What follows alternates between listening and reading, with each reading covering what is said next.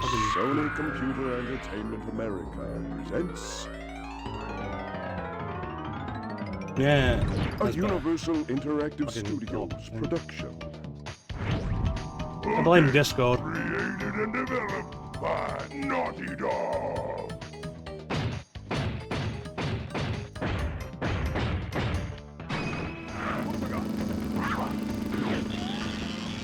It's Crash Bandicoot. Crash Bandicoot. Warped!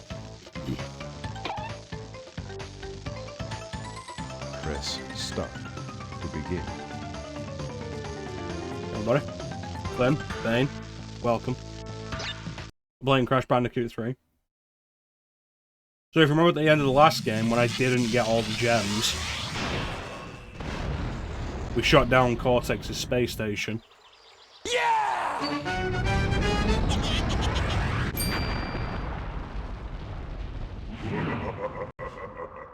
Free at last.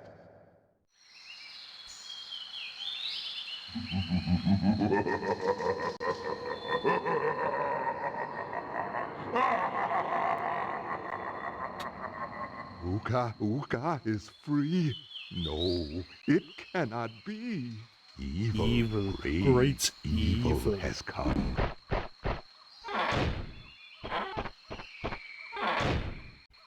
Can't believe Coco just left the laptop outside. None dare to fail to break Uka even once.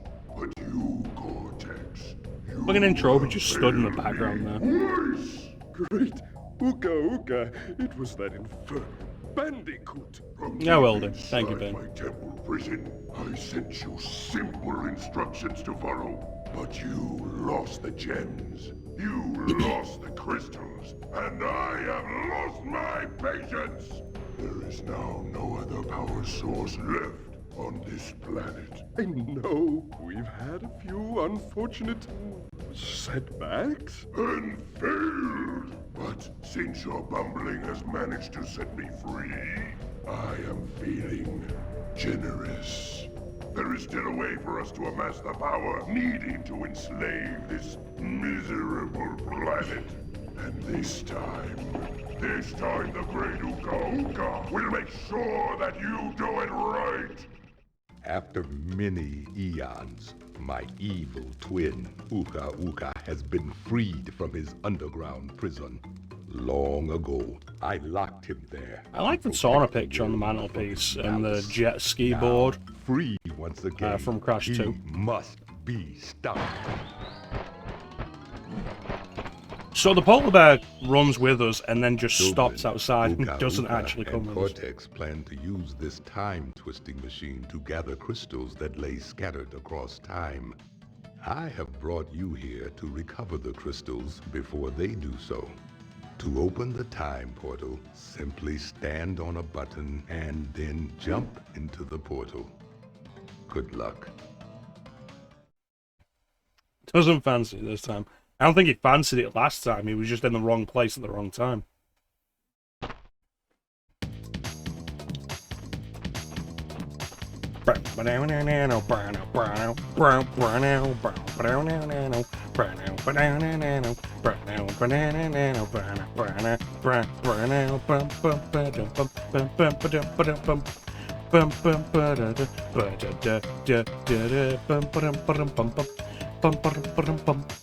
Bum bum bum bum bum ba ba ba ba da do do do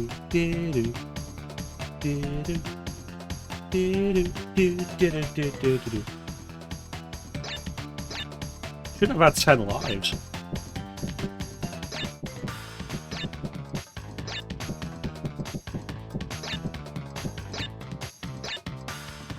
Bruno.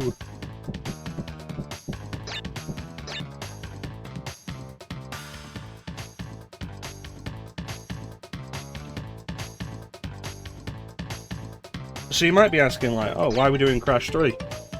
Didn't we have, Policenauts finish? And we did. And we do. We still will.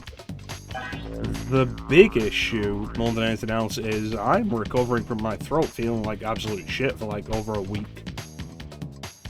Which is why I didn't stream last week. So talking will hopefully be okay, but I will not be able to do the voices in Policenauts. So we're going to do Crash 3 and aim to do it all in one go, like we did with Crash 1 and Crash 2. Crash, crash, crash, why must you always muck in my mud?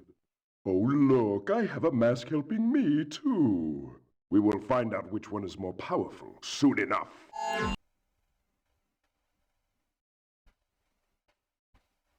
Six FA Cup final. I did not watch it and was not aware.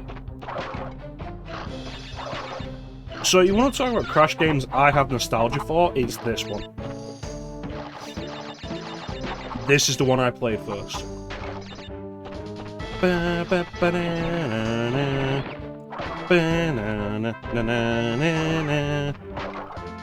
As you can tell from knowing the music.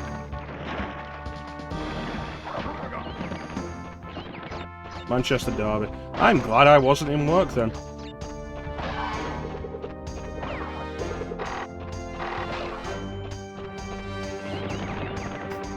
Jump into the time stream and see Crash Bandicoot 3. The most appropriate time to say that.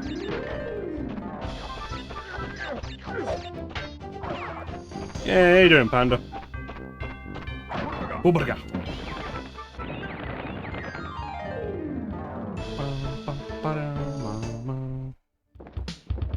I feel like Crash 3 is probably the most reasonable Crash game to get all the gems in. I don't think I'm gonna do it, because there's still some elements of bullshit to it. But it's one of the more reasonable ones. The big issue, more than anything else, just comes with the added complication of the relics. Most of which aren't really attainable until you beat the final boss and you get the Crash Dash ability.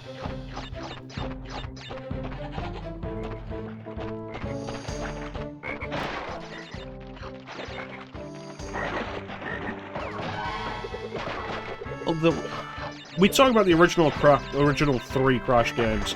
They're all frustrating to get 100% in for one reason or another. In Crash 1, it's entirely because of the no-death thing. If you die in a stage, you have to restart the entire stage, or you can't get the gems.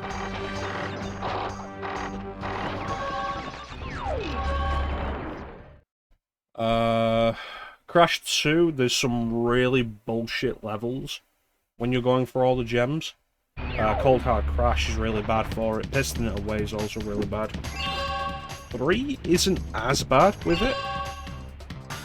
There's a couple of bullshit areas, but the most of it is just going through everything again to get the relics.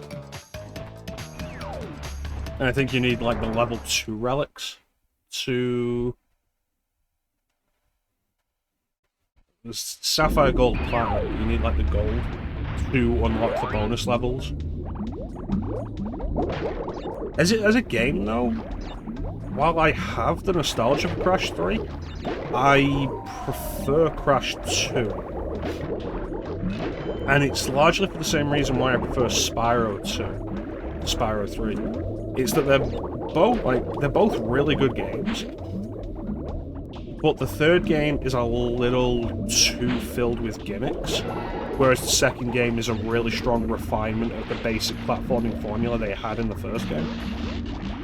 Like, Crash 1's fine, Crash 2 is so much better, and then Crash 3 is also really good, but it has a lot of gimmicks. The swimming, the motorbike levels, jet ski levels. And it takes up a significant chunk of it. And it's the same in Spyro 2. Spyro 2's a really good improvement over the Spyro 1 formula. Fantastic. Everything a sequel should be. Spyro 3 is also really good, but Spyro 3 then has the different animal friends. Sheila, Sergeant Bird, Agent Zero, and I don't remember what the Yeti was called.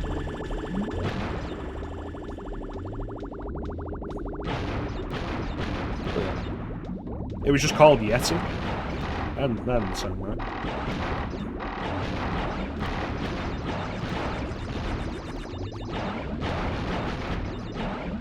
Saving in Crash. It's not even the saving. Because saving is the same thing as getting a gem, because one of the two ways to save in Crash 1 is to get a gem.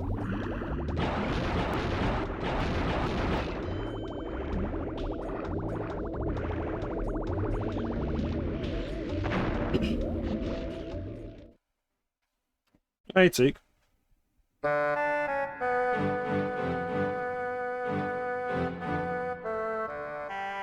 Clem's still here? He is. Let me play one of... Called Bentley, thank you, Ben. Let me play one of the other sounds we have for Clem. Cheer him up. What? Go into my Clem sounds folder.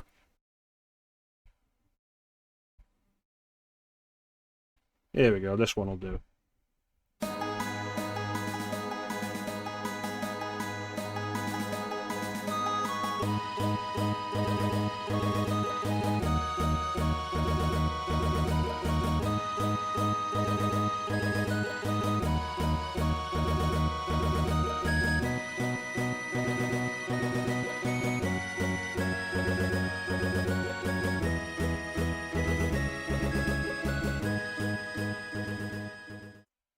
Yep, that is Terra's theme becoming Metal Gear Solid.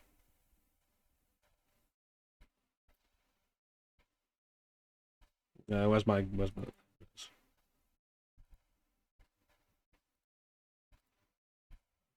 There we go.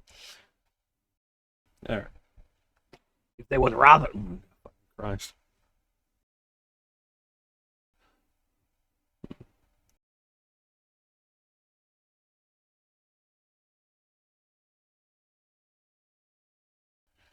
If they would rather die, they'd better do it and decrease the surplus population.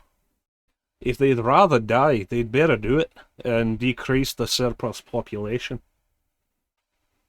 Surplus population. Surplus. Surplus. Yeah, I think that's a good one.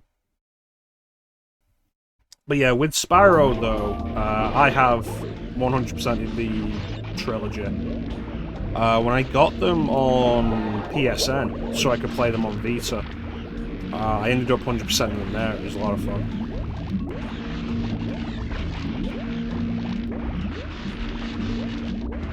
Scrooge McDuck's voice is also kind of higher pitched than mine as well. Oh, here we go.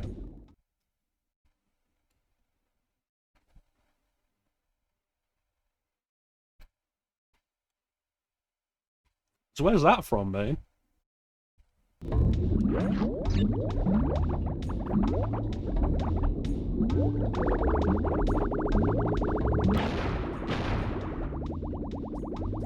Oh, shit, you're right.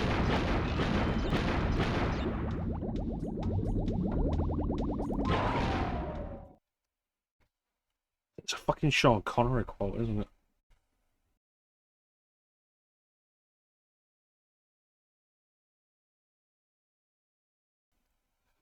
I don't see how you cherish the dead by killing another million. This is not combat, it's an act of lunacy, General Shah. Personally, I think you're a fucking idiot.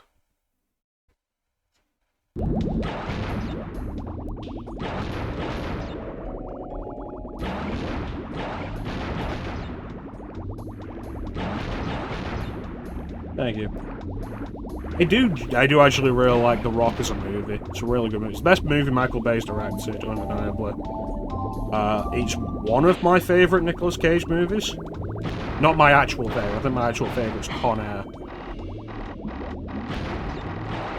Ow! Ah, fuck. Come here. Dedicate. Do you not remember that? Do you not remember the session of Luna where I did most of the stream in... I can't remember if it was a Scottish or an Irish accent. I feel like it was a Scottish accent.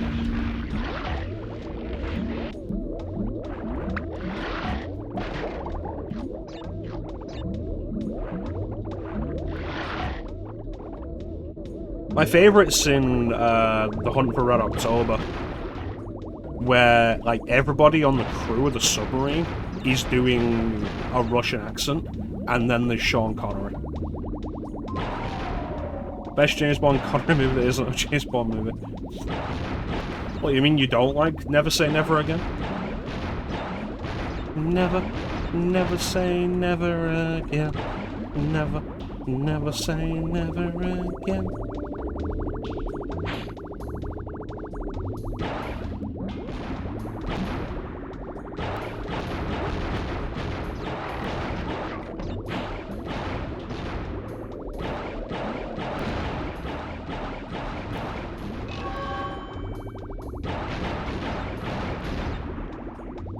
Yeah, that's fine.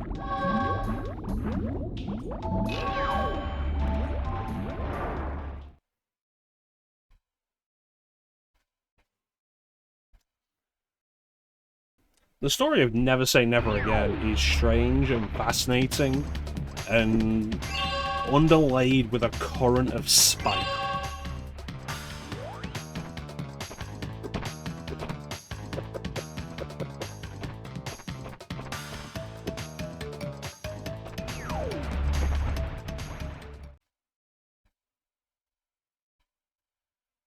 I like that the Insane trilogy gives you the option to play as Coco in almost every level. I wish it would have done the reverse as well. Like, oh yeah, play as Coco and Crash in any of the levels. I feel like it missed a step with that. And so you've got the thing where Coco can play as in most of Crash's levels in Crash 3, but Crash can't play in... I think Crash can play in one of Coco's levels, in one of the biplane levels.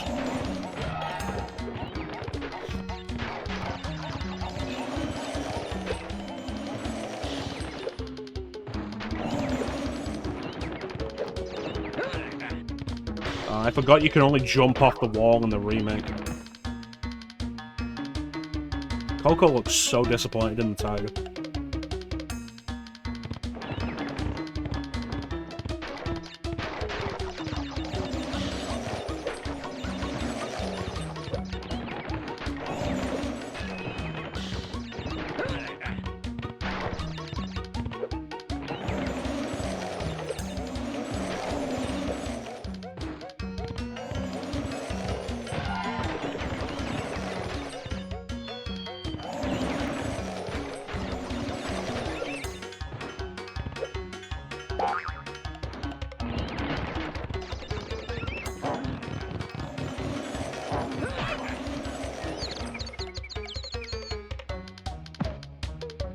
I don't wear button shirts on stream, Fred.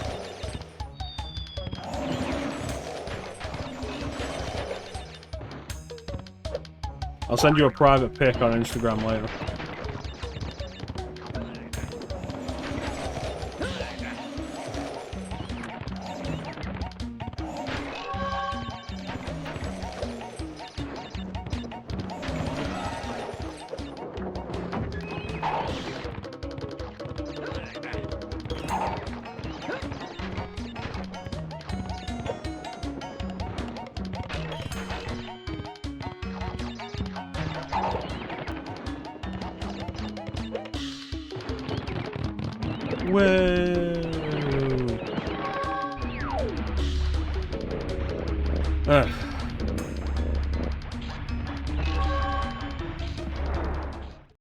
So what were we talking about?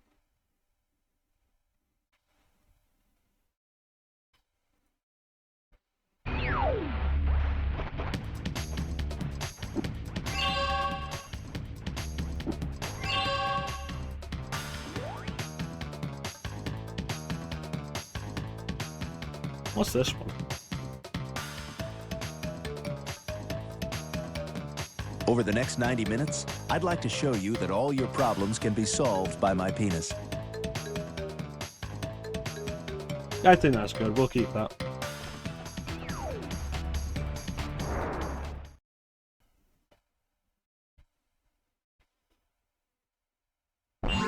Ooga Ooga and Cortex want Tiny get crystals and bring them to big Colosseum in Rome. Crash, Leave them for Tiny, or Crash get crushed.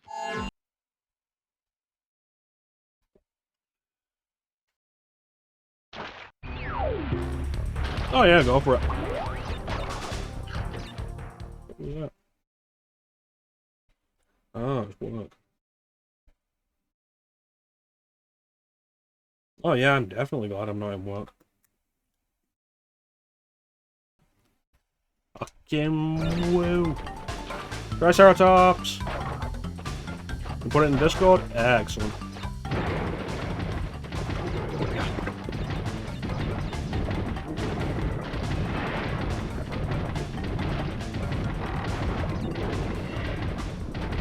Haha, eat shit, Triceratops. Oh no, it's coming for me.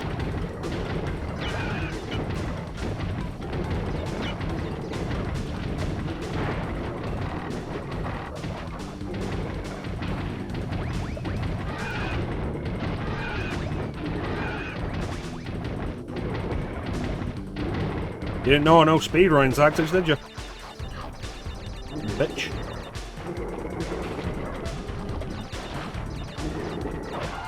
Remember, the slide jump increases momentum.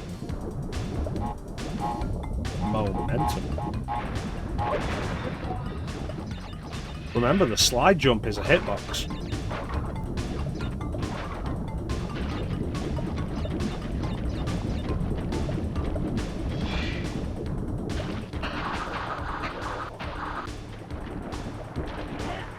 Ah, fuck nugget. Oh no! Fuck nugget.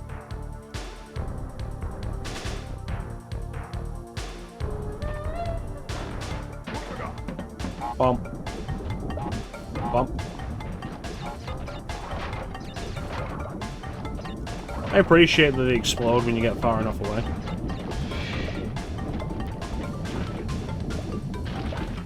Is this a prelude to the Chrono Trigger playthrough?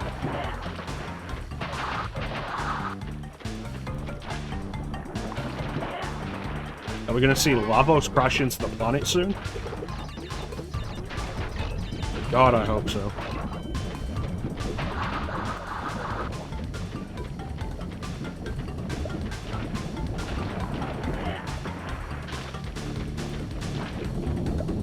I think this is a level you can't actually get all the gems in. That's actually one of my big problems with all three of the original Crash games.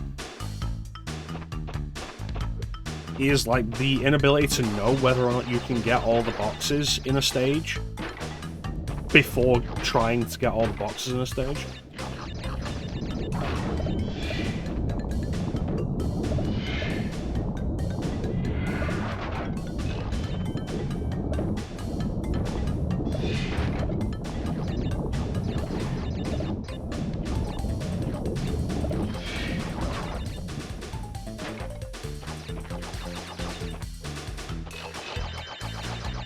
So just generally for like the sake of your own sanity and avoiding frustration, I recommend, if you're after going for 100% in this game, have a guide on standby generally, just for the sake of knowing which stages have a back entrance to them that you have to go into from another level, or which ones have a gem path that you need to get the gem from another level from.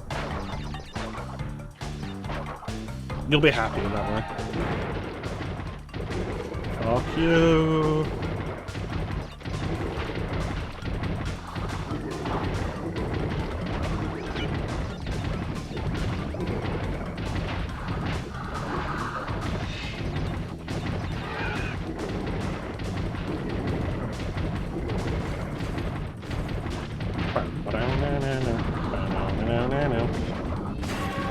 Haha, fucker!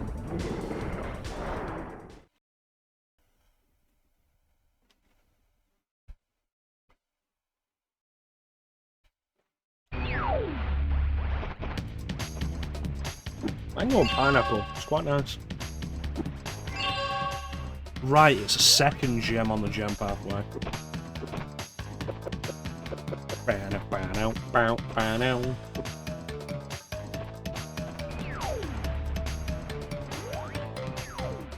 Yeah, we did 4. Alright, number 5. The jet ski.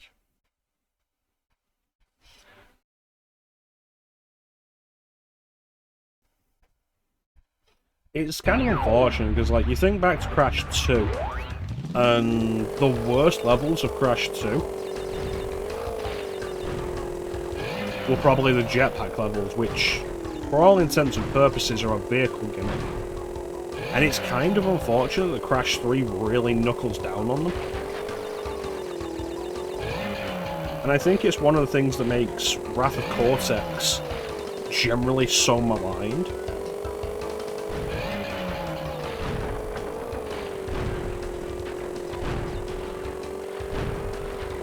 Because Wrath of Cortex has even more gimmick levels.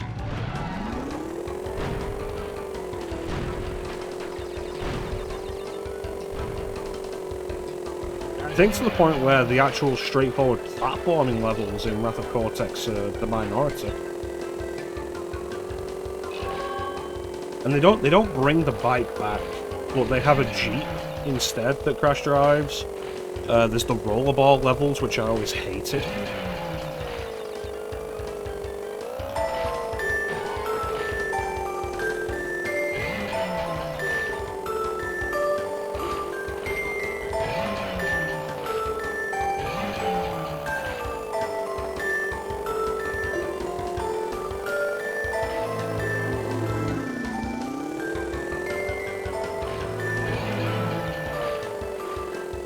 Hey, how you doing, Chance? Let me put the sunglasses back on so you can't see when I'm actually looking at the camera. So you can't tell if I'm deliberately ignoring you or not.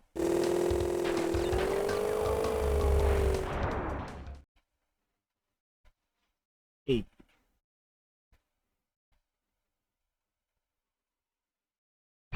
You know, Wave Race 64 actually has some really good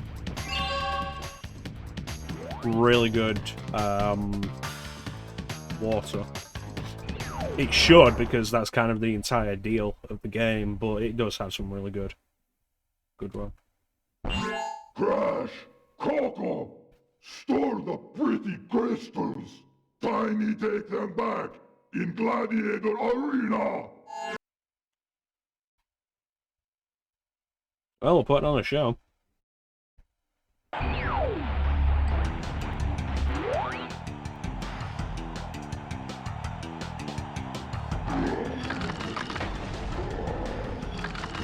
Get by, Chance. Taking a break from Policenauts because my throat is recovering from like a week and a half of just generally being in pain. So I'm not feeling like I can really do all the voices today.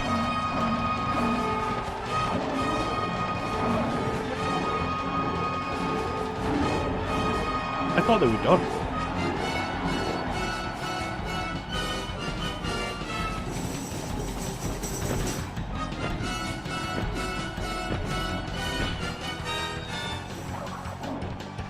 Ah! Gonna skip leg day, you stupid bitch.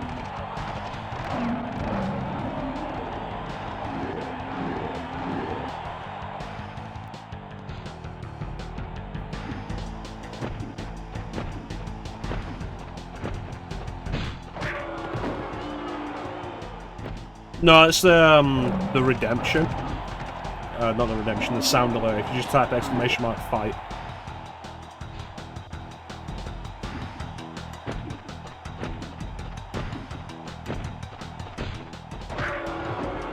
Excellent. So now, when you finally do your Devil May Cry playthrough, we can legitimately take the mick out of you for having to drop down to ultimate fucking pussy mode.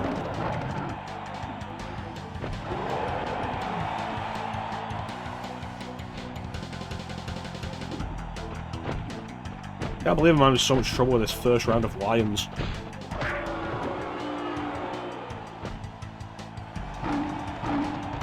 Shut up or I'll turn you off again.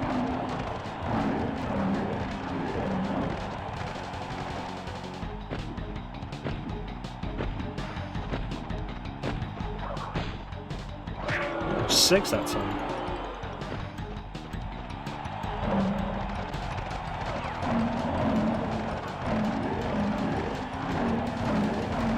Help me, Coco.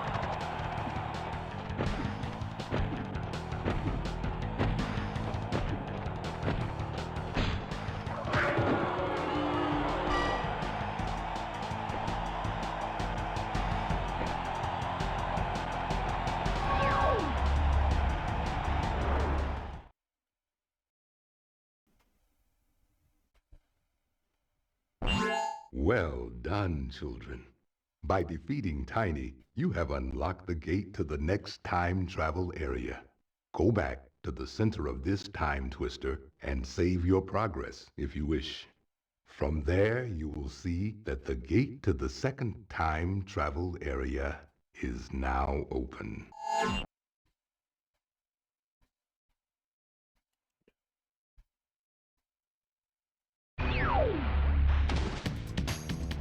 It throws me out like I didn't win.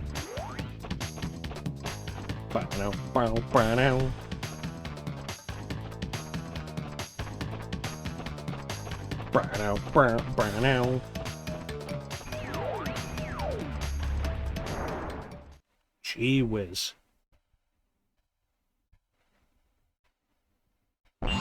Why must you continue to be a thorn in our side? What? Where was I? Oh, Tiny was a good fellow. He hated everyone and everything, but a good heart nonetheless. Please be more reasonable with my minions next time.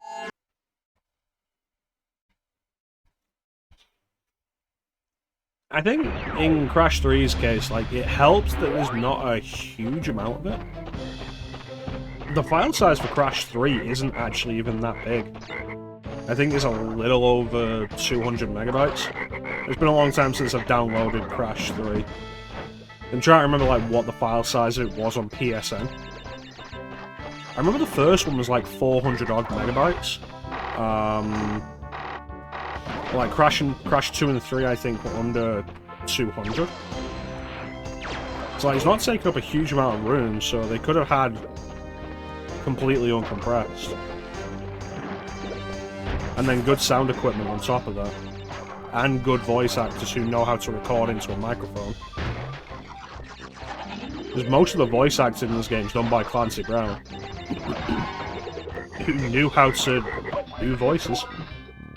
Know how to do voice acting.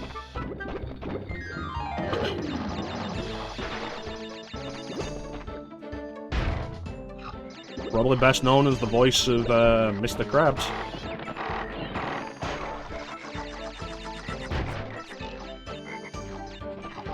But of course, as a huge nerd, he's best known to me as the voice of Lex Luthor.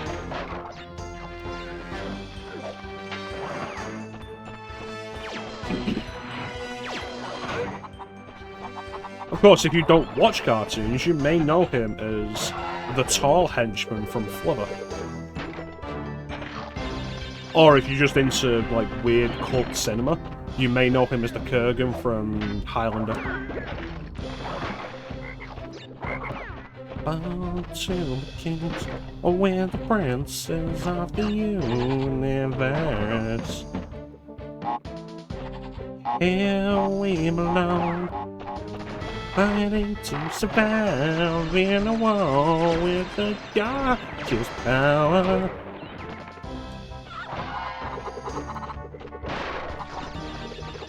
I love when that goes so nicely.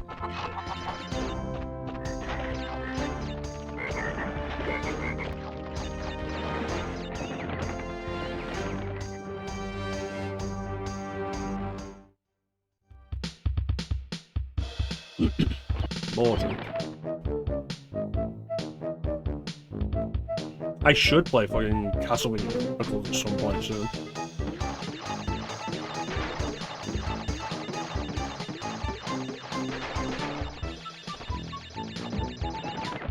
Gotta have some Castlevania this year.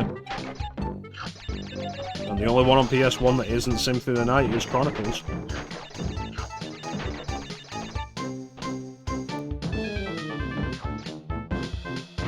A Castlevania game Teak didn't want you to see. gonna press that button.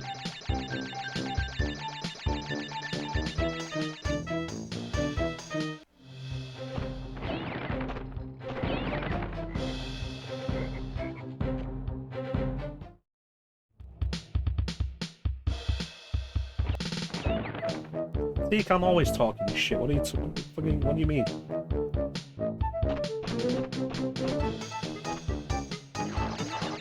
You chose to only do one version of Simon's battle against Dracula. Of course I'm gonna talk shit about that.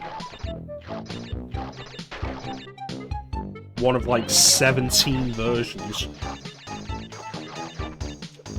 Yeah, it was the version I recommended you do, but it's not point.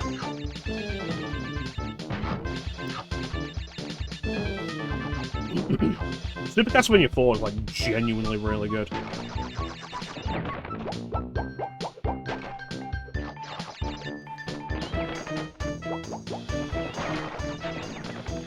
Oh.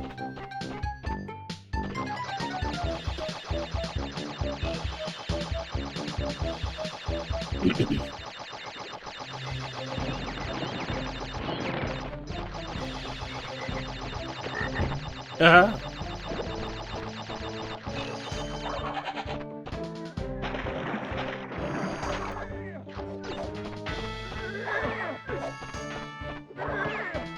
You know, if I do end up doing like a year of PS2, I should really go into some of those PS2 era platformers. Because I've really not spent a whole lot of time on any of them in my life. Like, especially the ones that were exclusive to the PS2. Like, I've beaten Sly 1 on Vita.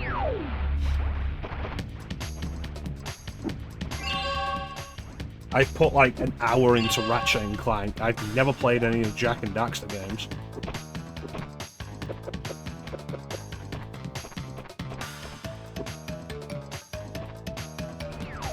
A big part of that's probably like because I didn't get the PS2 until 2008, and picking up platformers wasn't high on my priority list.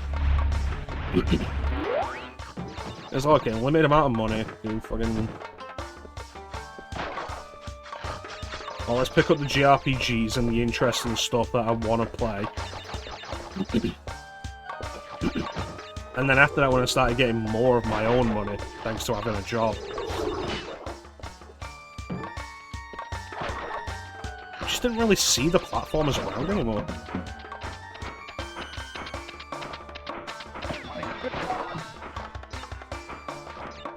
Yeah, I was on GameCube and Xbox back like during the time period.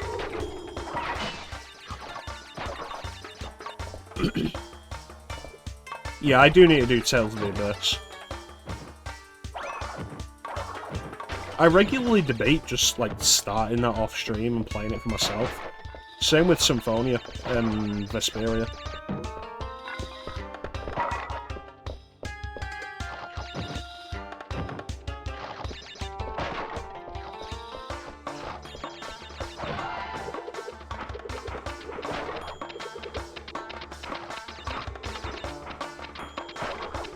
When did I get my instincts for?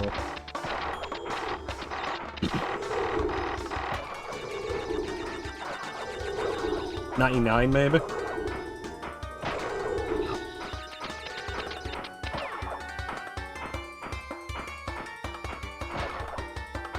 I had a Super Nintendo, then it was a PlayStation, we picked up a Nintendo 64 at some point.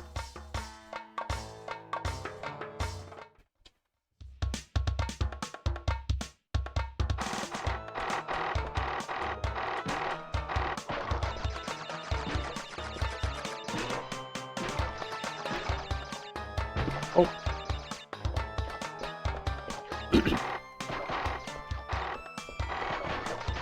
Yeah. I feel like a year of PS2, a year only doing PS2 games.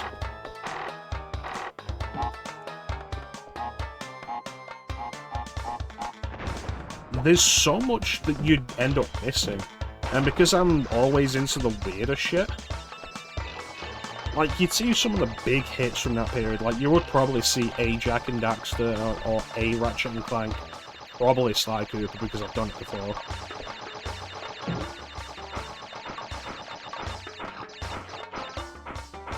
But, like, for the most part, it'd be some of the weirder, lesser known shit. Some of the SMTs, definitely. Probably Devil Summoner. No, I've looked into Okage Shadow King, and I really don't think I'd enjoy it.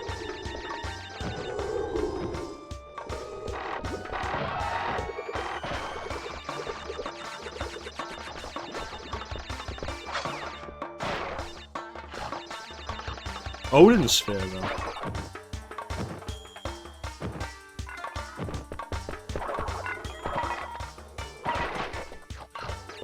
We do Valkyrie Profile this year, then like the path will be open to just do Valkyrie Profile 2. Which I have owned physically for so long at this point.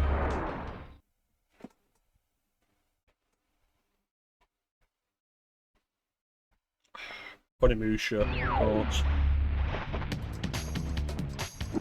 I feel like Black would be interesting to do. Psyops, the Mindgate Conspiracy. I love that game. Even though it gets bullshit at the end, I love Psyops, the Mindgate Conspiracy. Oh, the first motorbike level.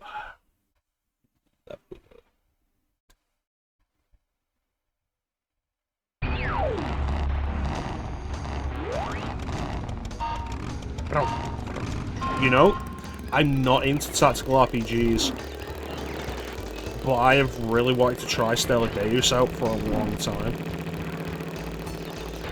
The concept sounds really interesting to me, like the focus of it is on a religious conflict, which feels like something you just don't see in video games, and one of those plot ideas that just doesn't happen in video games. I wanna take a ride.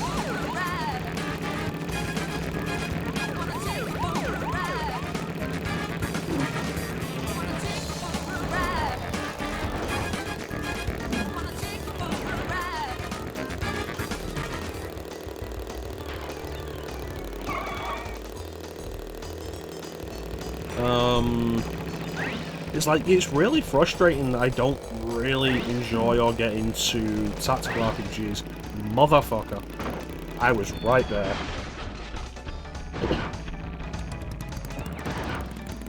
I would have won, I would have gotten Gem and the Crystal at the same time. But yeah, it's unfortunate I'm not really into tactical RPGs, because there are a bunch of tactical RPGs that have plots that sound really interesting to me. Like Final Fantasy Tactics, Tactics Ogre, Stellar Deus.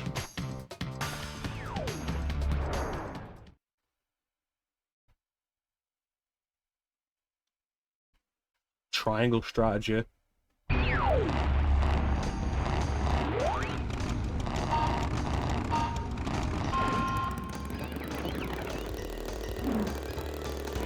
It's right here on screen, Flynn.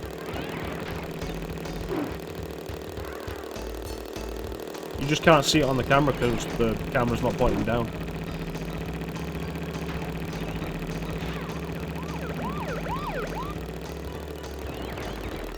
Yeah.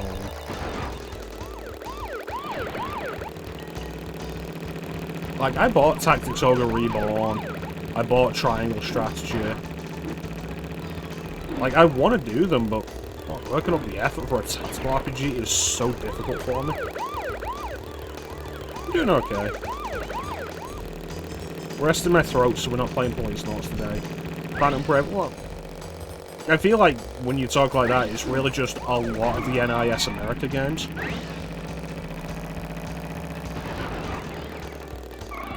Phantom Brave, yes.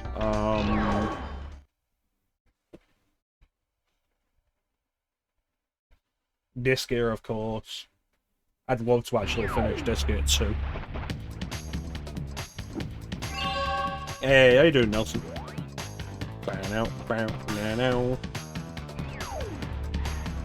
Ooh, the tomb levels.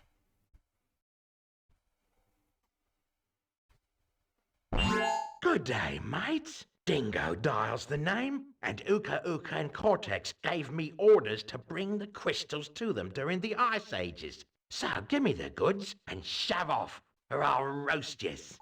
Yeah, I've heard Front Mission 3 is really good.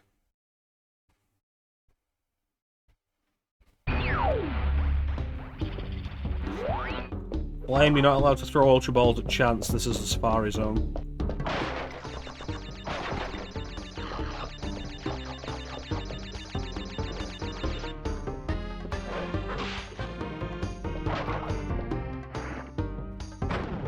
No, Disc Gear 2 is, it's on PS2, PSP, and PC. It's the only one that hasn't gotten a modern console release. No, it's not. Sorry, I'm fucking wrong. It hasn't got a modern console release. The only one that hasn't had any kind of re-release on a modern system is Disc Gear 3, which had a PS3 release and a Vita release. But you can't get it on PC, you can't get it on Switch or anything.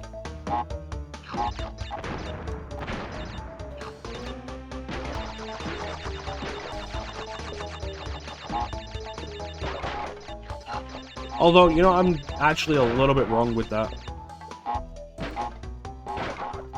Because the same is actually true of Disc Gear D2, which is the sequel to the original Disc Gear, the one where you play as the Harl again. That's only on PS3.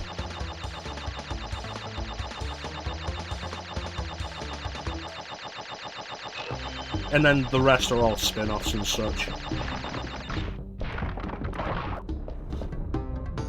Like Disc Gear Infinite and the Prinny games.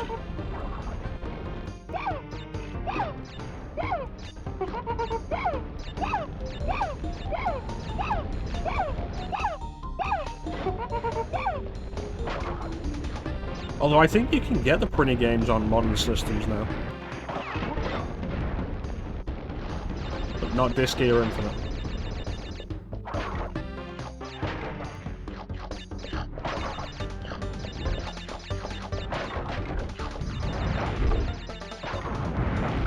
Hey, how you doing, Rebel?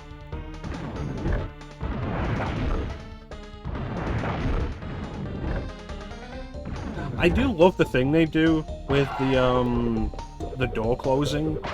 It's not that the doors open up and close again, it's that they stretch and compress. And I love that PS1 era workaround.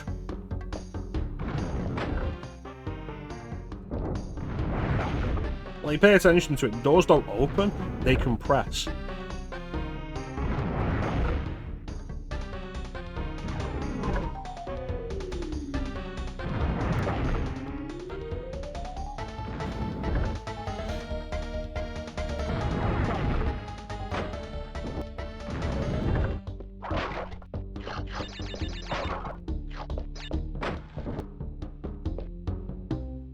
Well, that looked like it shouldn't have worked.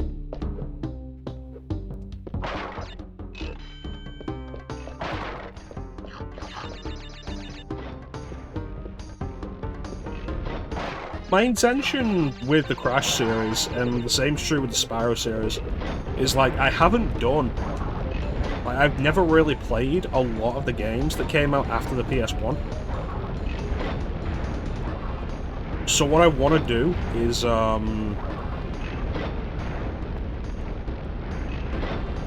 Come on.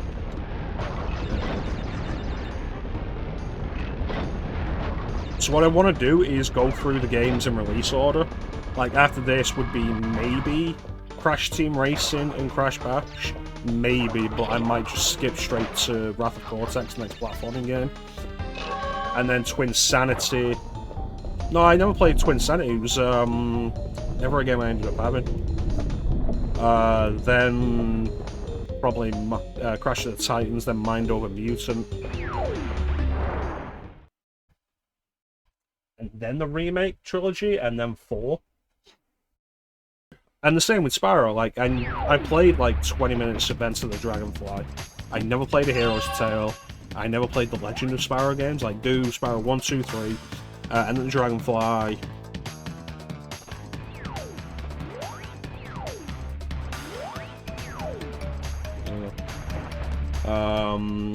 A Hero's Tale, the Legend of Spyro games. Not Do Skylanders, mostly just because of the Toys to Life stuff. I don't really know how much of that game you can actually have just by buying the game. and how much of it requires you to like buy the portals and the toys and stuff. And I'm not doing it. And then the Spyro Reignited trilogy.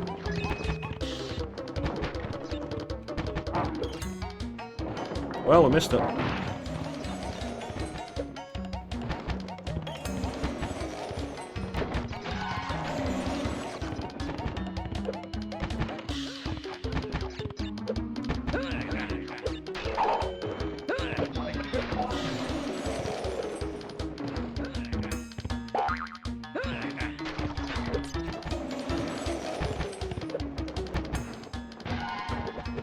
Well, not this year, Flame. We're doing PlayStation all year.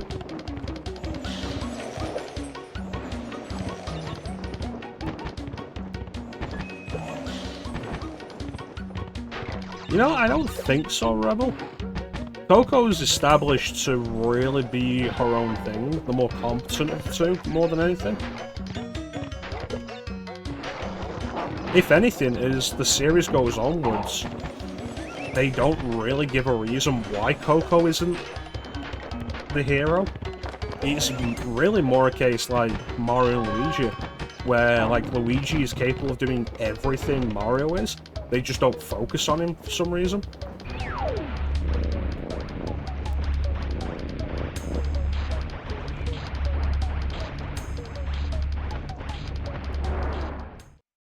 When it's released in English, Flame. Yeah.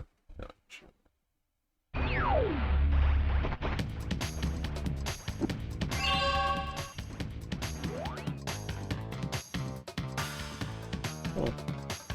I've never heard of that, Nelson.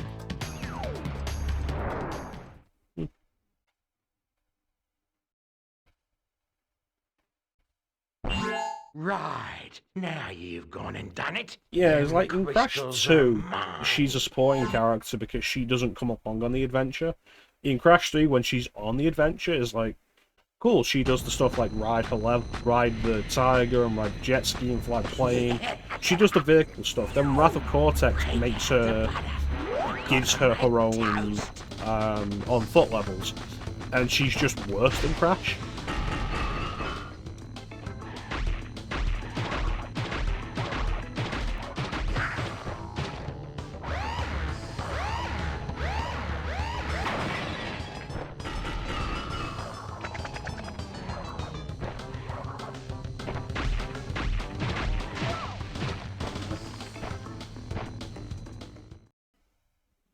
Clock that's around close to the memory controller bus causes.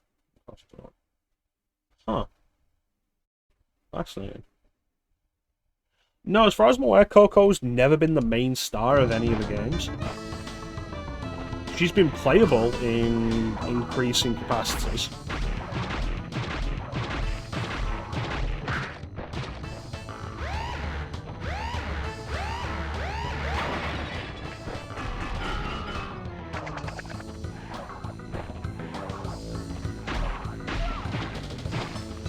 Didn't get high enough for it.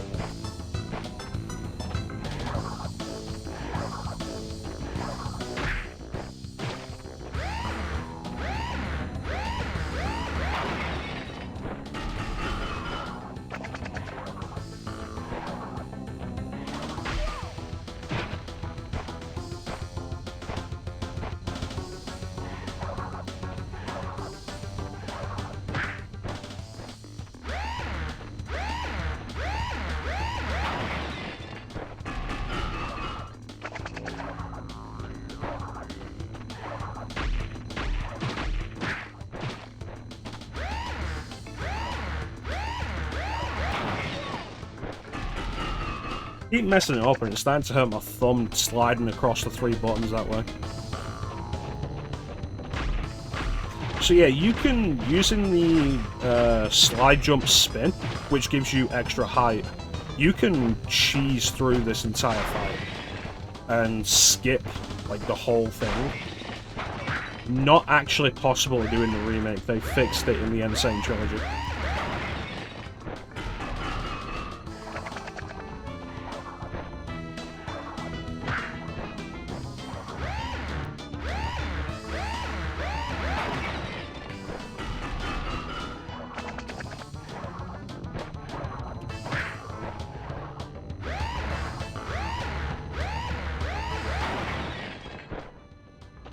trashed me, mate. No worries, but they'll soon be up at...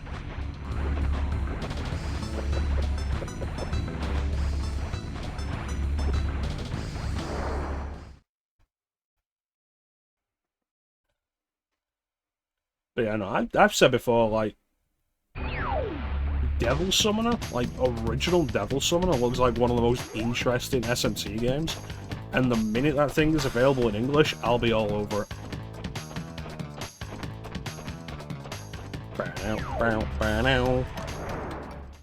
Dynamite.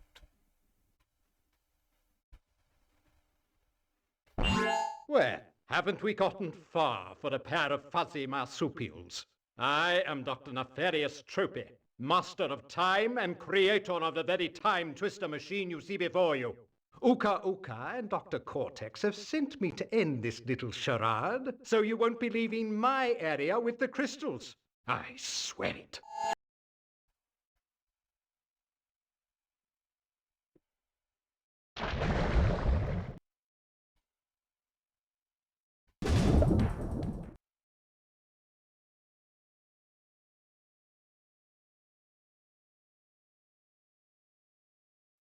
Bear with me a second, I have something for this. That I'm just grabbing right now, real quick.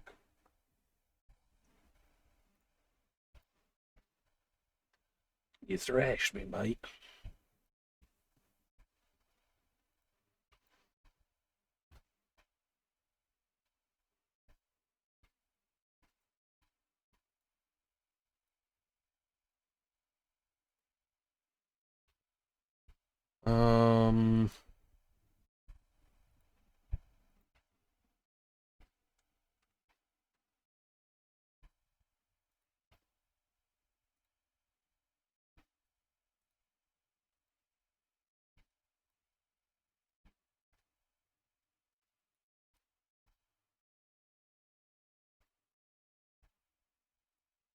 Okay, so now that's there.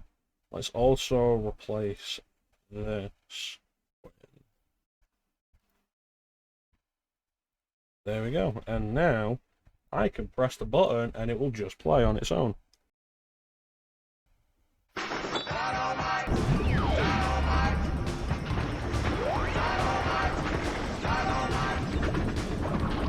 Oh, I got the double jump. I forgot about that. I was like, I'll need to carefully jump off the box. I was like, I really don't need to.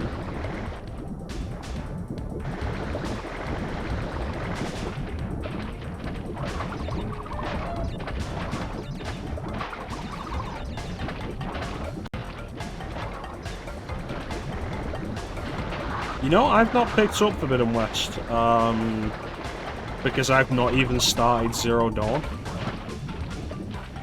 I bought it on PS4 and PC and I've just not started yet. And God knows when I will.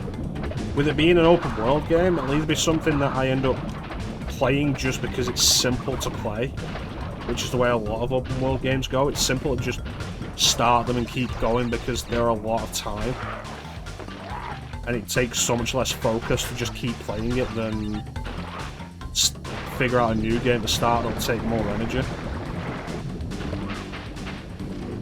Or like I'll start it up and then like just play it for 20 minutes and never touch it again.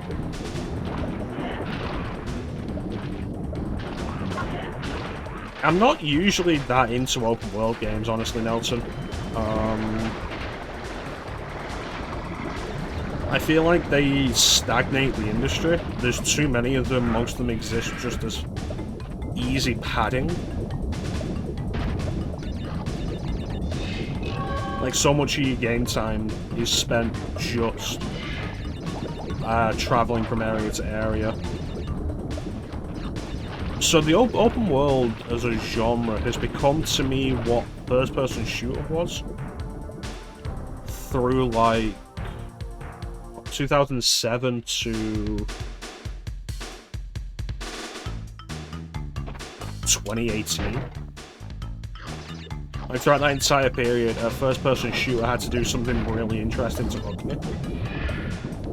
And I feel like open world games are in that same spot now.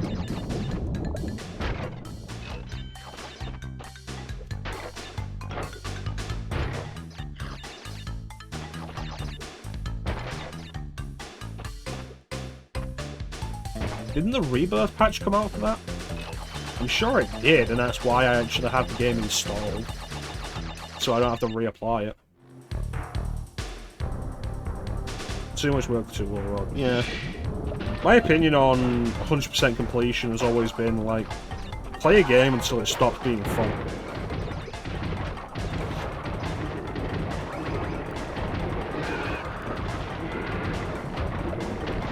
Because that's what games are supposed to be. They're your downtime. They're what you do to relax, to unwind. And if the game's frustrating you at that point, it's not really worth continuing with.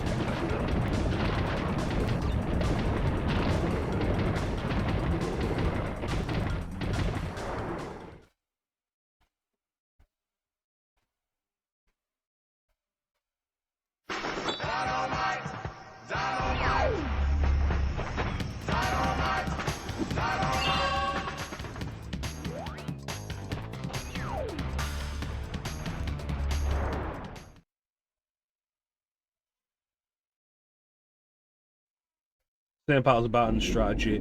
The same collectibles meant to pad out the game. One thing that I absolutely hold on to as a requirement for open world games, for me to play them, is like the travel. The method of travel has to be engaging. It's why stuff like Spider-Man games will always get a pass, because when done right, the web swinging is just a fun travel mechanic. Well, we're not getting the gem there. But in a lot of open world games, like, it used to be that the method of travel was driving, which was generally dull anyway, but a lot of open world games now have the method of travel as just running everywhere. And it's like, it's boring. All I'm doing is holding forward on the analog stick for like 5 minutes.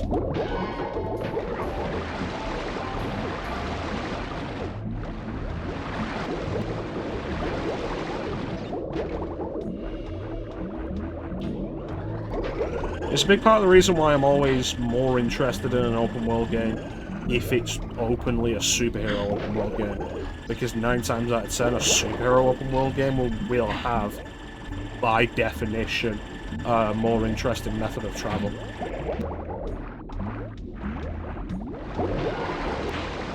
Not always, but like more often.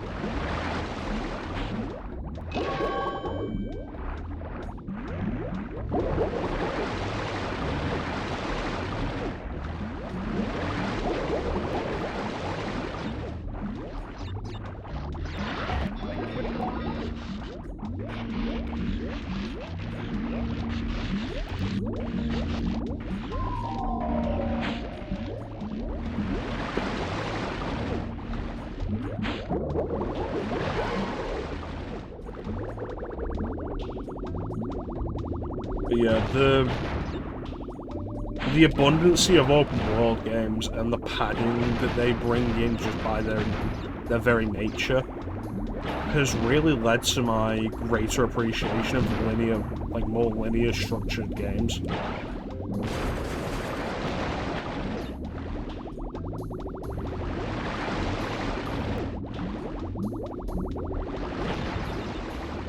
Like, levels aren't a bad thing. And there are absolutely cases where, like, Mirror's Edge is a good example of, like, a game where the first game was linear level based, and then the second game was open world, and it was just worse because of that.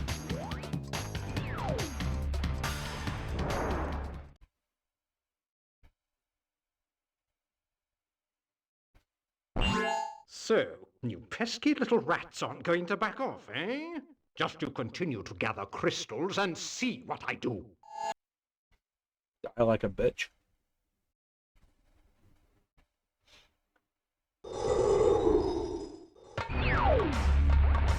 But yeah, let's go back to what you were saying earlier, though, like, earlier game development is a really interesting thing of, like, just how limited everything was. Like, oh, how much you can how much you can fit into something, how much the system can handle. Nowadays, like, it's so rarely even considered that maybe what you're making is something the system can't handle.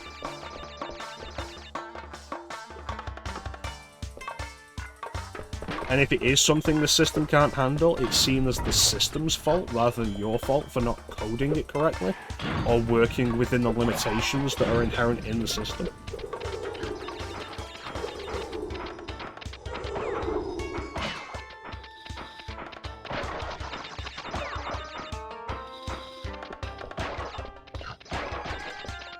You see stuff like that with a lot of PC ports these days. Of like, oh, the game's just poorly optimized on PC. And the developer or publisher response is, oh no, your hardware just isn't powerful enough. And it's like, buddy, this is $3,000 hardware, what the fuck are you talking about?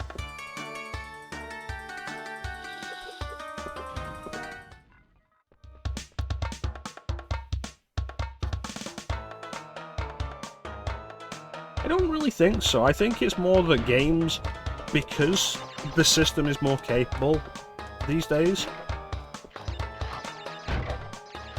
they'll throw so much more onto it.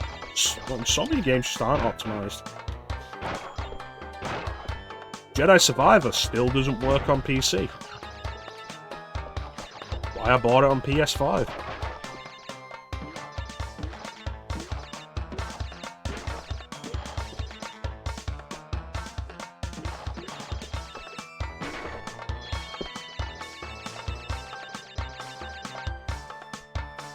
And like, so often the excuse is made not that the developers aren't working within the constraints of the system, but that the constraints of the system are holding a game back. And it's something that's been bothering me recently with stuff like Tears of the Kingdom, and I've spoken to a couple of people about this, so like they'll have already heard my opinion on it. But stuff like The Legend of Zelda Tears of the Kingdom, where so much of the response to it has been, oh, it feels like the Switch is holding it back. Which is some of the most ridiculous bullshit I've ever heard. Because it was a game made for a specific system. It's not a multi-platform game that had to try and work on a dozen different platforms of different power configurations and such. It was made, it had a 7-year development time, almost. And it doesn't run properly on the system that it was built for.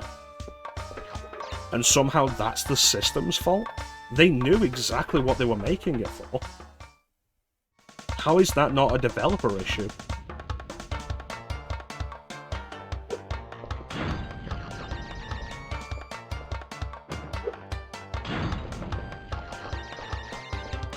Same's true of Bayonetta 3. Like, Bayonetta 3 was considered... I remember seeing it when it came out, like, oh, it's a really good game, it's just held back by the Switch. And it's like, it was developed exclusively for the Switch. Why is the Switch holding it back? Why aren't developers working within the constraints of the single system they're developing it? Surely at that point it's a failure of the developers, rather than a failure of the hardware.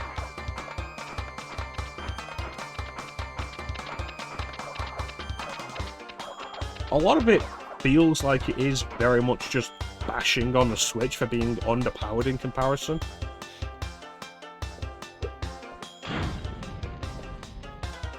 Oh no, like, I've played Bayonetta 3 at this point, Rebel. Fuck, the purple gem was right there. I played Bayonetta 3 at this point, Rebel, and like, in general, it looks worse than Bayonetta 2. They try to do something broader and more open with it without really having the hardware capable of doing it. At that point, it is a developer issue rather than a console issue. They've made a game that the system can't really handle.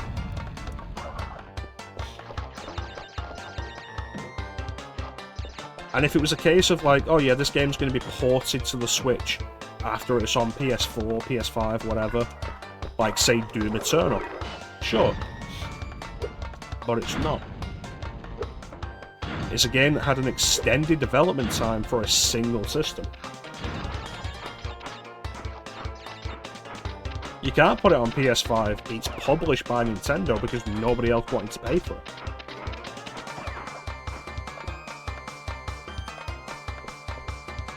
It's like, sure, you can cry foul, and people cried foul with Bayonetta 2. Of like, oh, why is Bayonetta 2 Wii U exclusive? I don't want to buy a Wii U for this. And it's like, cool, fine, fair enough. But without Nintendo paying for it, Bayonetta 2 would never have happened. You wouldn't have Bayonetta 2. So your choice is, either it's exclusive to this platform, or it doesn't exist, because nobody was paying for it. And the same's true of Bayonetta 3.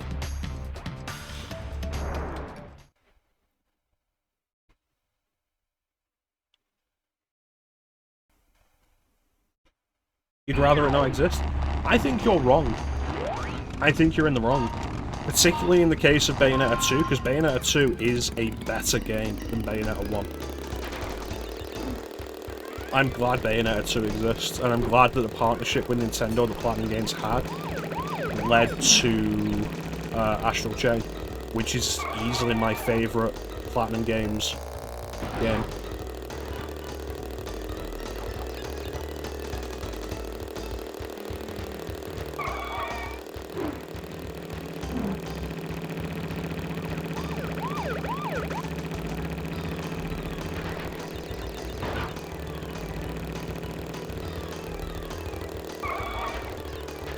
In that regard, Rebel, like, no game needs to exist. We don't need sequels to anything, really. Well, if a game is going to exist, it should at least be good, would be the hope, especially if it's a sequel. If we're going to do more with it, let's do it better.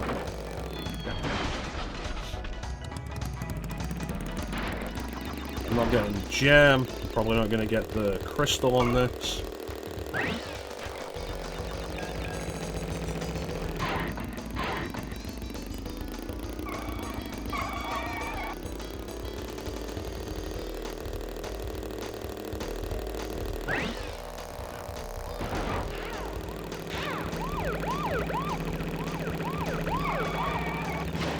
But... oh, my controller died.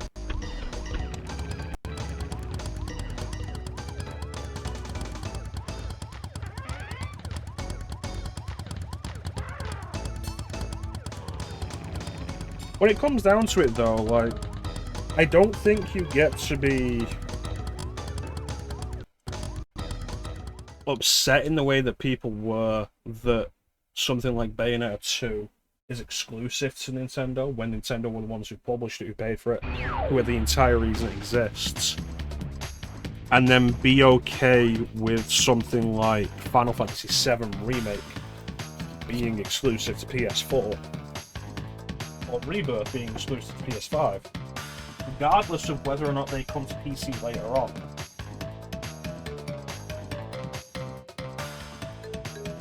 I don't think you get to be okay with that just because it's a system you own or have an intention of purchasing. I think at that point, just leave it. And I'm not saying you specifically, Rebel, I'm using you more as an example case, based on your argument.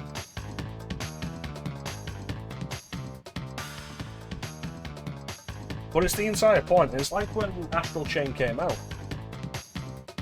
and people were review bombing it on Metacritic.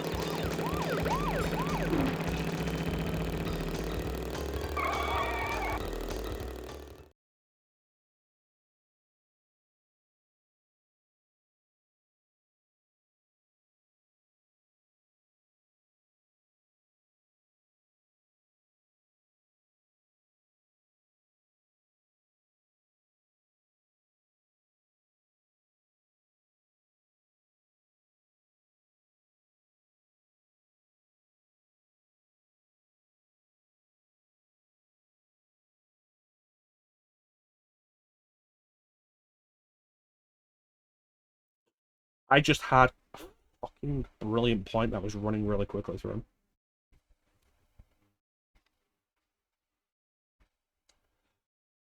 Alright, so Remake, I streamed Remake my first time through. It worked out really well. The changes were really fun to experience, and the people watching to experience my interpretation of the changes as they happened. I want to do that again for Rebirth, but because we're doing PS1 games all year for the stream, can't stream it until next year, so I haven't bought it yet. So if Square announces at some point this year that it's going to be coming to PC, which is likely based on the announcement recently that they're going to stop doing exclusivity deals because it's killing their profits, then I'll just wait for it to come out on PC rather than buy it on PS5. As far as Bayonetta 2 goes, it took me years to get around to playing Bayonetta 2 after I bought it on Wii U. Because I wanted to go through Bayonetta 1 again before I did, and I eventually did go through Bayonetta 1 again, and then I played Bayonetta 2 right afterwards, and it was worth playing. It was really genuinely good, and I loved the way it tied into Bayonetta 1's story. Like, it continued it in an interesting way that felt like a good continuation, like it was worth existing. So far, Bayonetta 3 hasn't felt like that, but Bayonetta 2 really did, and if you enjoy Bayonetta 1, I do really recommend trying Bayonetta 2.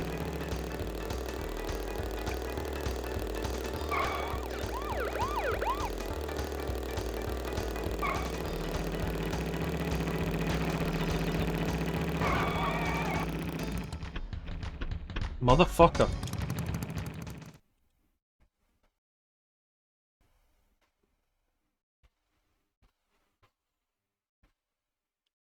Yeah, like, definitely try Bayonetta 2 The Rebel. It is a good game. Also, like, try Astral Chain. If you like the Platinum games, try Astral Chain. I really enjoyed Astral Chain. I've beaten Astral Chain twice. It's not a short game. I have trouble focusing on games long enough to beat them once nowadays. I beat Astral Chain twice. And I'm at the point, and I've been at the point for quite a while, where I'm like, I'd like to play through it a third time. It's that good. Recommend it. Getting to work on emulation's another matter. Because I started it up on Ryujinx this week, actually. And it keeps crashing. Like, I get past the opening sequence, and it just keeps crashing randomly. And I'm not sure what the issue with it is. So it might be some trouble to get it working properly. But if you can get past that, worth playing. Really good. Of course, if you just have a Switch, then you get it. Really good.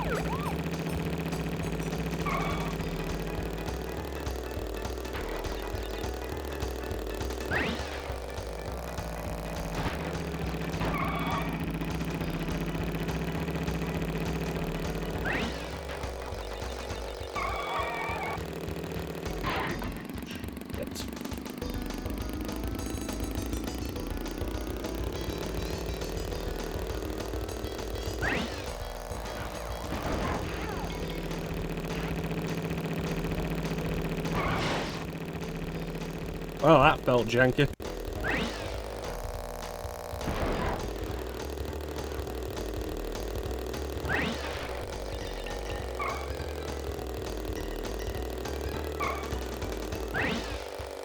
Where's the end?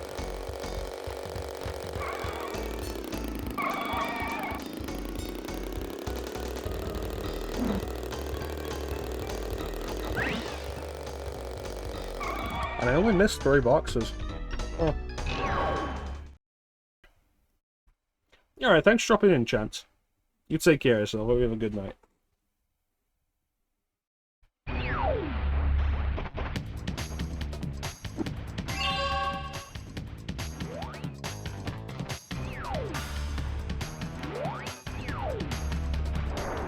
I've been talking about it for a while, and I might just do it next year. But the idea of the history of stylish Well, action... you've crashed a few parties before, but I never expected you to make it this far. If you don't turn back, I will inflict 1,000 years of suffering on you and the entire universe! Yeah, I've been talking about it for a while, for like a few years now. Maybe we'll get to it next year, but the idea of the history of stylish action.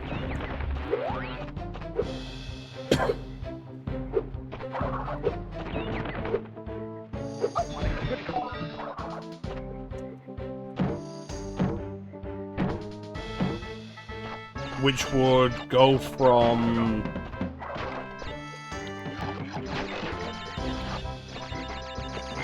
I think Devil May Cry 1.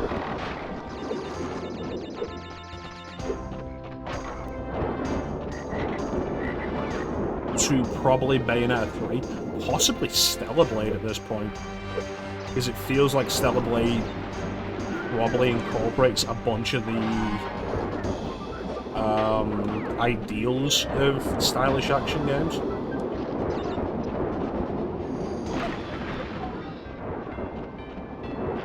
But yeah, that'd go through like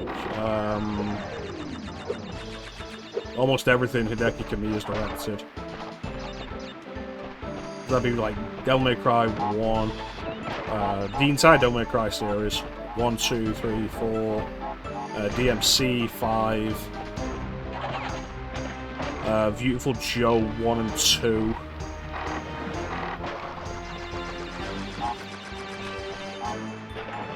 If I can figure out a good way of making Beautiful Joe Double Trouble work, possibly Double Trouble as well.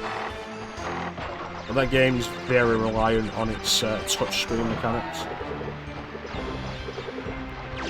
Possibly Okami, God Hand would be in there, Vanquish.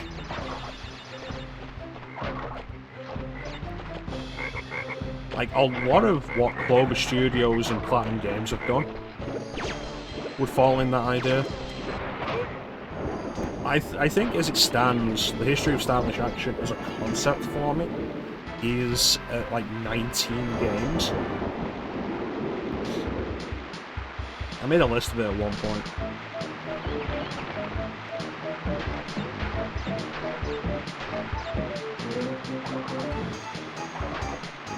It would include Nier Automata. Probably Mad World. Need to, oh shit. Well, there goes that.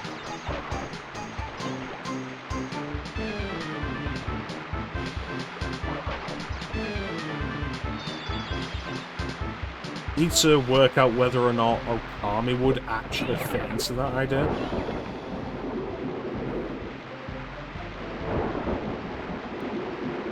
It might, I don't know. Onimusha is kind of adjacent to it, but I don't think it really falls within the concept.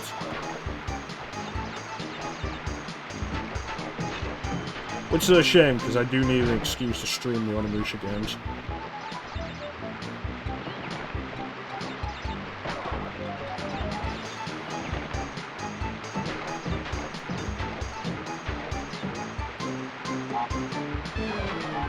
For me, it's the music in the medieval levels. But they are also the most straightforward platforming ideas of the entire game.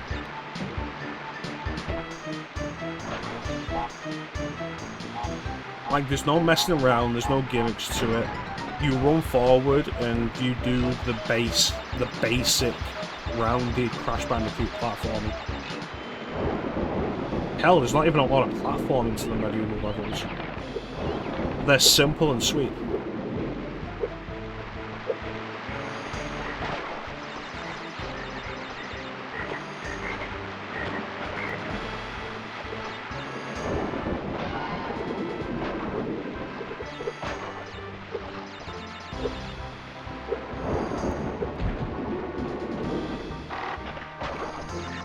That could be a big part of it.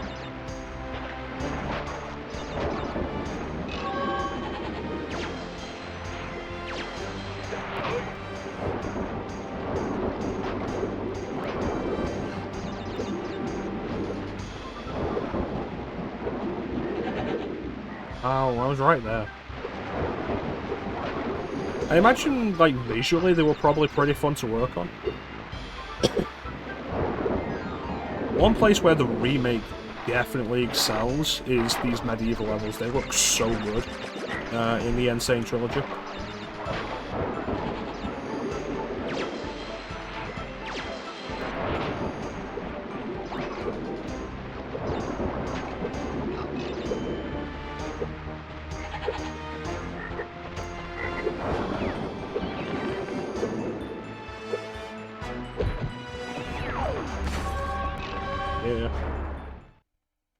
Yeah, they look really good in the Insane Trilogy. But yeah, they're just the simple levels. Straightforward point A to point B, no messing around. I don't think... There might be one more, I think, set of Sunset. But like, they don't have any alternate paths or anything.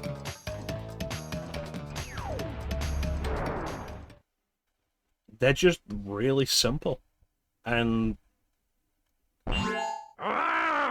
like I said, it's something I love Crash 2 for. To understand what you're getting yourselves into. It's a lot simpler than 3 is. It just focuses on the straightforward platforming, and that's why I like Crash 2 more than 3 generally.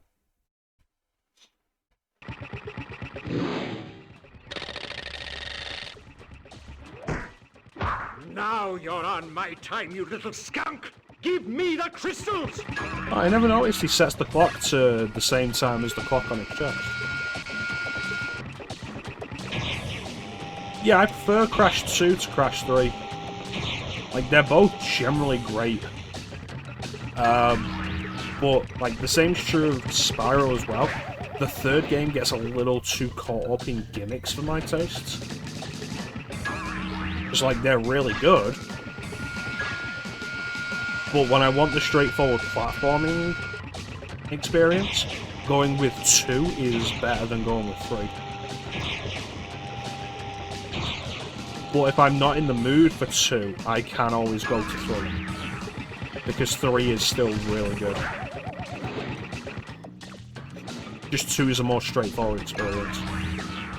For Crash and Spyro.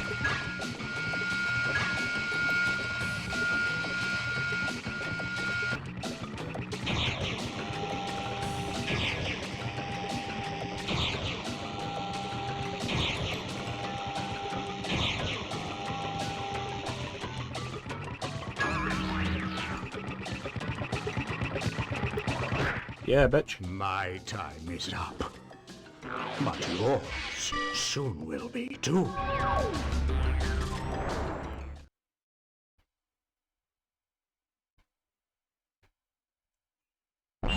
You insolent, insignificant morons! By defeating entropy, you have placed us all in grave risk! Crash, Coco, you must realize that this time twister machine is very delicate. Without Dr. Entropy's constant care and control, who knows what it will do? Yeah, it's like I say, like, the third games are genuinely still great. Like, I do love playing through Spyro 3, and like Crash, Spyro 3 is the one I have the nostalgia for. This is one I played as a kid. But it's got a little more in the way of gimmicks that slows the game down. Especially in the case of Spyro, where I will go for 100%. And like in Spyro 3, there's the skateboarding stuff, there's the multiple character stuff.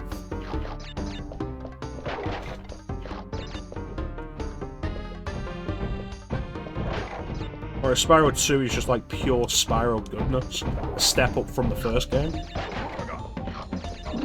So like ultimately, like Crash and Spyro are very similar in that sense of like, the first games are good, the second games are big improvements over the base formula, and the third games don't really improve a whole lot from the second game, they just add more variety. And the question to ask for yourself is whether or not you enjoy that variety. And I'm not against the variety, It's just sometimes I want, more often than not at this point, I want the simplicity of like just the refined platforming idea.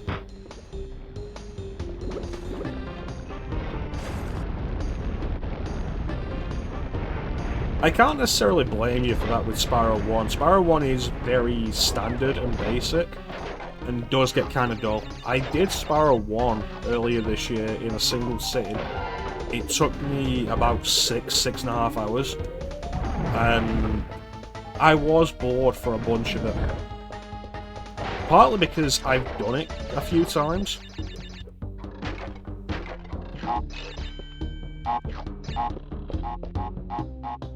Like, generally it isn't as engaging as 2 and 3. And stuff like that is a big part of the reason why I'm always like, I'll play games in release order. If I'm interested in getting into a series, I'll start at the first game. Because the first game could be really good. But if I play the first game after playing a later game that really improved the mechanics, I'm probably going to enjoy it a lot less.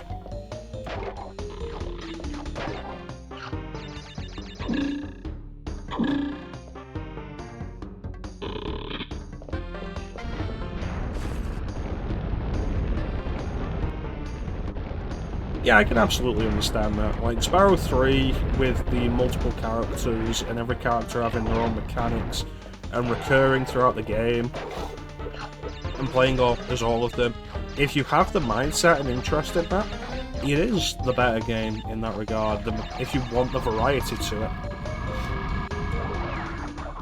And there's nothing wrong with that.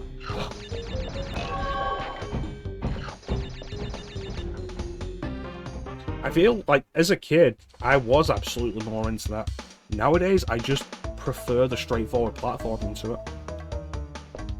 And that's really just my opinion on it, my view. It's not that they're bad games, it's not that I don't like them, I just prefer 2. Because it's the most of the standard formula at its peak, if you get me.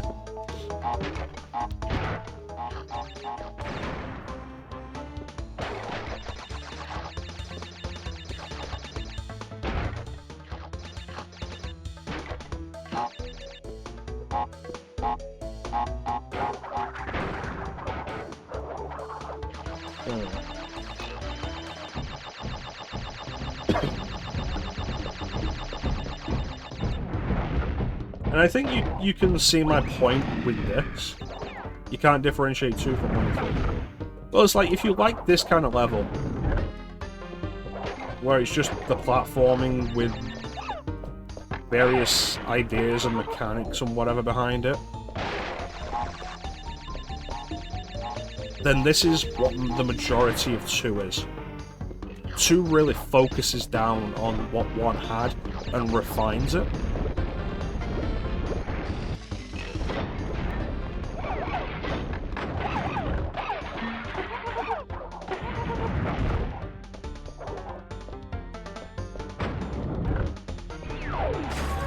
Huh.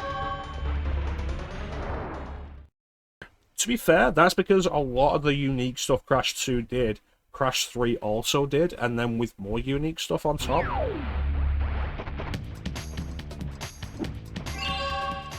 So, like, they refined the Warthog levels and gave you an animal to ride with more personality, the polar bear. But then Crash 3 does that as well with the tiger.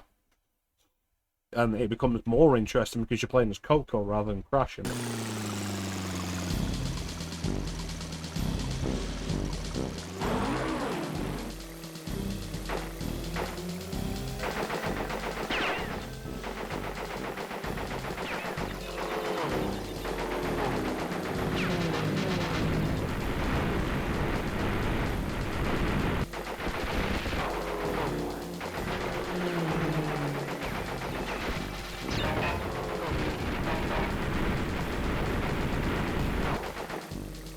Yeah, I absolutely get that. For me, it helped that... Well, we're not getting the gem now. For me, it helped that I didn't play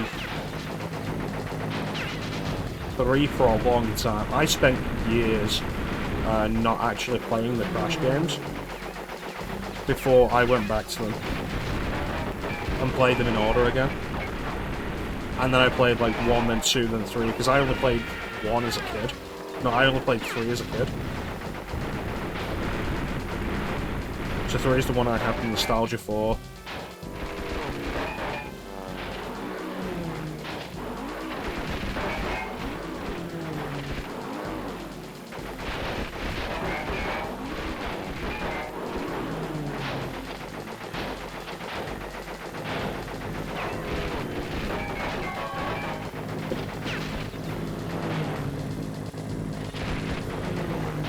So spending that time away from them as my gaming tastes matured and changed, and then coming back to them left me with the whole thing of like, I like the straightforward simplicity of Crash 2 over the more varied mechanics of Crash 3.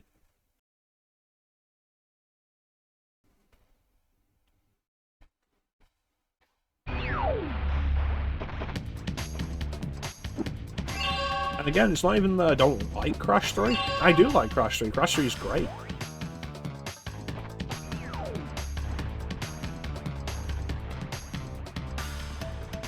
It's just, I like a lot of the time just the more straightforward stylings of 2.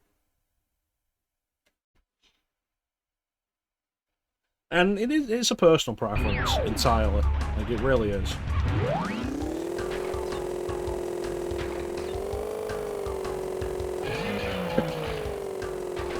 But the benefit of it as well is that, like, if I feel like I want to play a Crash game or a Spyro game, and I've done the second game recently, I can just play the third game and know that it's going to be a good time, even if it's a little different.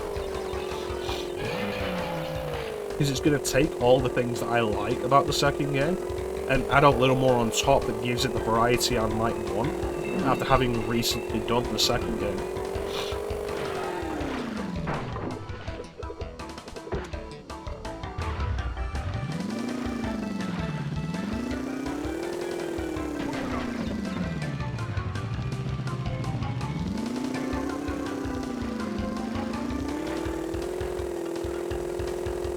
And this is exactly what I mean of like Crash 3 gets a little too caught up in its gimmicks. Because a lot of the game is something like this, riding the jet ski or the tiger or the plane or the bike, rather than the straightforward platform mechanics. And sometimes I just want the straightforward platform mechanics. It's like the issue I had, like one of the issues I had with Sonic Adventure 2. Of like, I'm playing the Sonic game and I'd like to play as Sonic.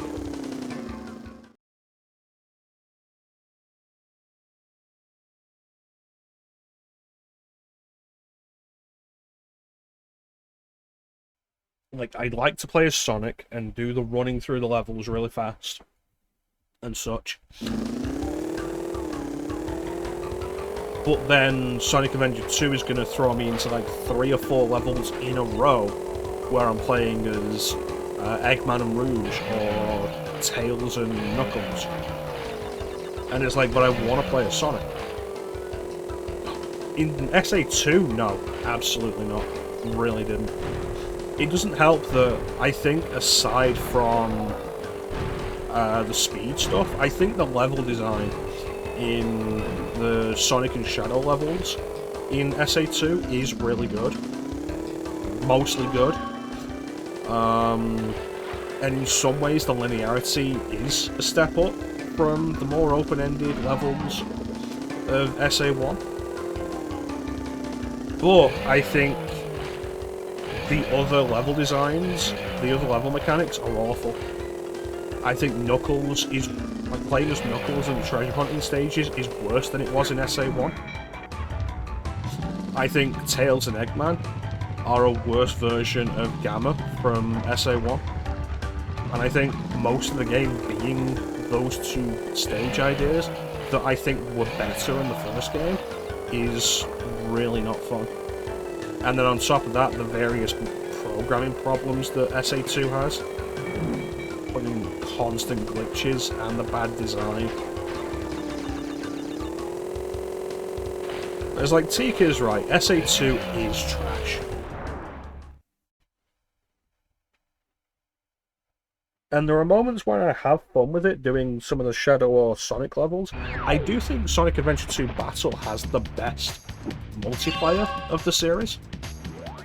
I think if you're playing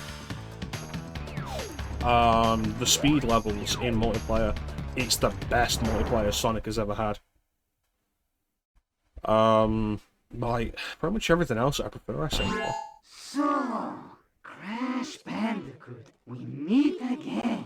Uka Uka and Dr. Cortex want me to teach you a lesson. Well, I've made a few modifications to my mechanics since our last encounter. So back off or be deleted. See, there's an interesting thing with my relationship with the Sonic Adventure games. I didn't play either of them until PS3. Like, I didn't have a Dreamcast at the time. I never ended up having them on GameCube. The Sonic game I had on GameCube was Sonic Heroes.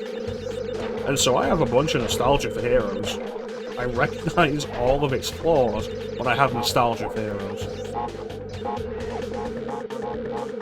But, like, I picked up Sonic Adventure 1 on PS3, I picked up Sonic Adventure 2 on PS3, and I preferred SA2 to SA1. I thought SA1 was, like, unfocused. I thought its open world was unnecessary, like, its hub world idea was unnecessary, and slowed down the pace of the game, and trying to figure out where to go was needlessly obtuse, and SA2 did better with that. Over the years, my opinion has actually completely changed, to the point where I think SA1 is the best idea Sonic Team has ever had for a 3D Sonic game. And I'm at the point now where I do genuinely really enjoy Sonic Adventure 1. I recognize all of its flaws. It's not a perfect game, it wasn't at the time. And I think it's really interesting and evident to see the review scores from professional publications at the time that gave Sonic Adventure 1 like high scores when it released on Dreamcast, but then when it was redone on GameCube not that long after, the scores were so much lower.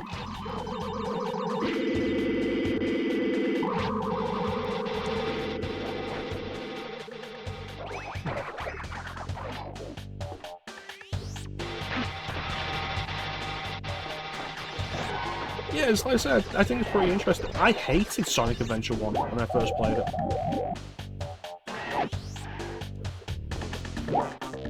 But it really grew on me while SA2 didn't. I grew to really dislike a lot of what SA2 does. To the point that when I did the Sonic Marathon a few years ago, where I just played Sonic games for a while, the intention was to play through Sonic 1 to Sonic Heroes, and then stop, and like not do Shadow, not go into 06, save those for a future date or whatever. But like after beating SA2, I just gave up, because SA2 was such a draining slog of an experience. I really hated doing it.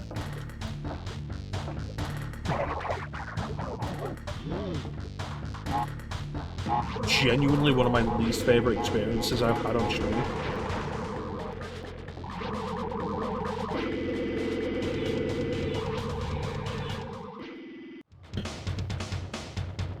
But like I say, SA1 has really grown on me over the years.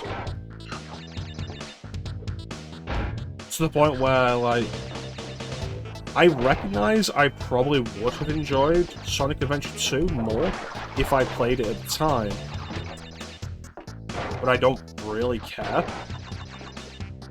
But I wish I'd played Sonic Adventure 1 at the time, probably like on GameCube as Sonic Adventure DX Director's Cut, because I know I would have loved it at the time.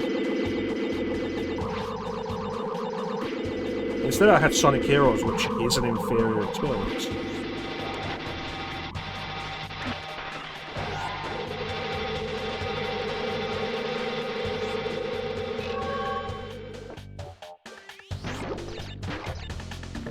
Wait a minute, is this Future Frenzy? Yeah, it is. We ain't getting the gem here. This is the worst level in Crash 3 for getting the gem for.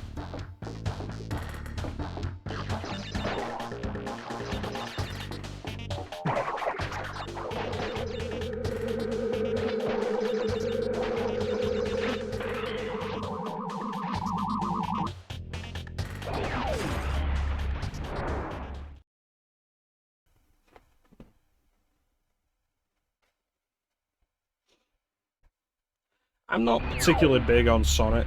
I know more Sonic stuff than I should. And I'll buy Sonic stuff, I'll buy Sonic games when they drop to reasonable prices and such, and be interested in, like, will they do something interesting or worthwhile with the next Sonic game? And I do have the intention of doing a second Sonic Marathon at some point, going through the rest of the games. Sonic Battle. That's a hot take I cannot abide.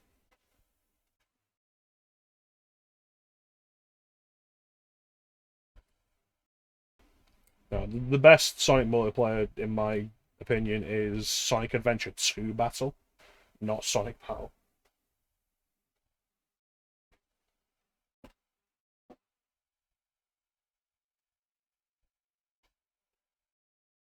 Yeah, I do genuinely think the Sonic Adventure template idea is still the best 3D Sonic idea Sega's ever had.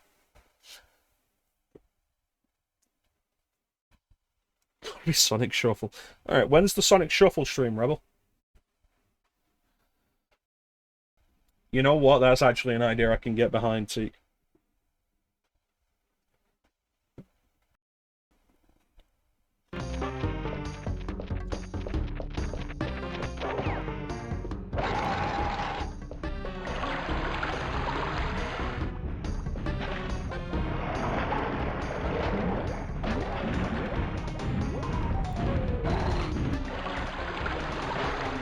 I don't enjoy Sonic Spinball, and I never enjoy whenever Sonic does a pinball thing in any of the games. I think it's frustrating just how many times it's happened. I feel like Sonic Riders would be better with a more comprehensible tutorial.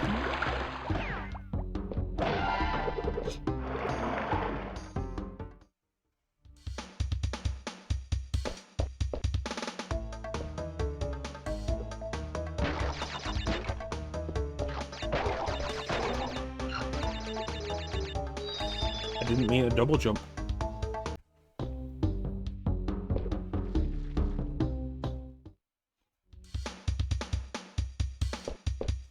I mean, the fortunate thing, if you enjoy Sonic Spinball, is it's one of the easiest Sonic games to get hold of.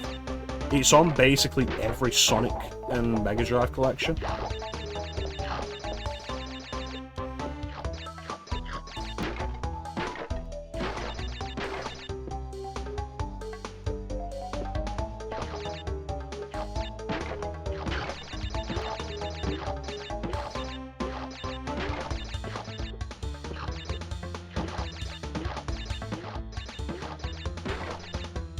I don't know, I mean, I'm not going to turn around and say that Mario Pinball Party is a better game than Sonic Spinball.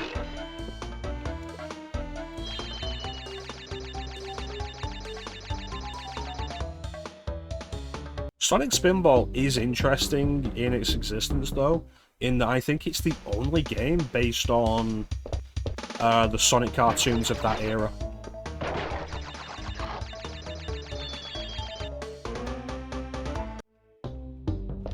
I forget which one it is. Like, it's either Sat AM or Adventures of Sonic the Hedgehog. But it's the only game based on the cartoons of the time.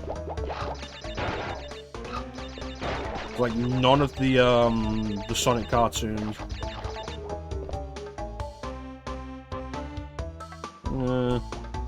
Yeah, I suppose.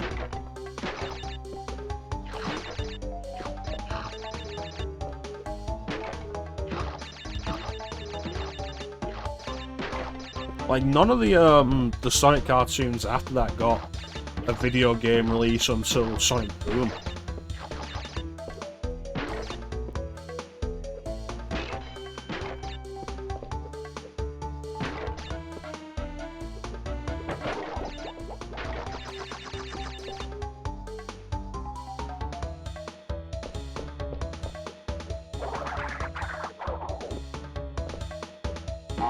Oh, Sonic Blast on the Game Gear?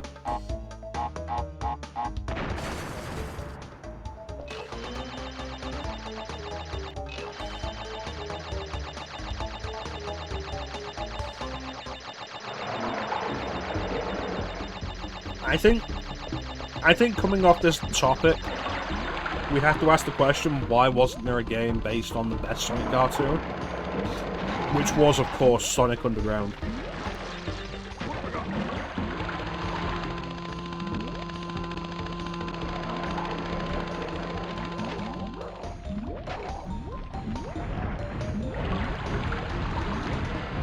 Is it Sonic 3D Blast, Rebel? Because it sounds like it would either be 3D Blast or Sonic Labyrinth on Game Gear. Sonic Labyrinth? Possibly Sonic Blast. I forget which one was that. Yeah, it sounds like 3D Blast.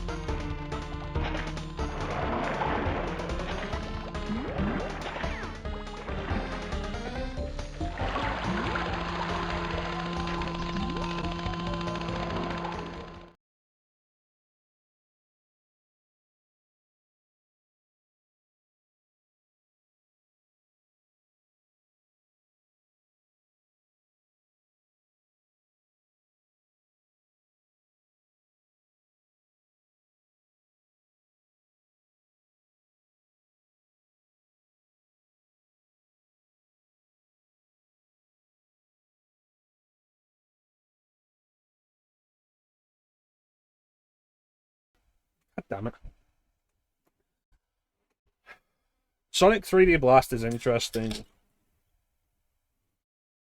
Like, it became interesting recently, but it was interesting to begin with because of the Saturn version, which was quite neat.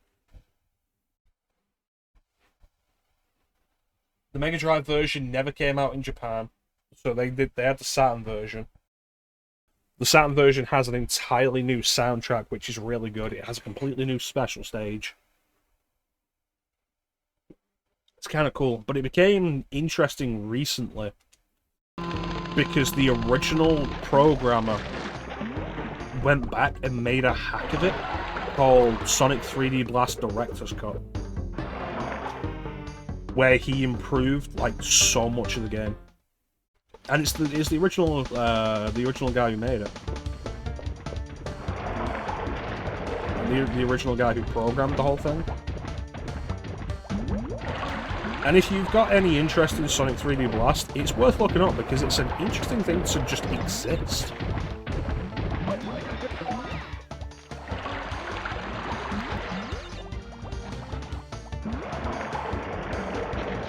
And it makes the game better. Whether it makes the game worth playing, I don't really know, but it does genuinely make it better.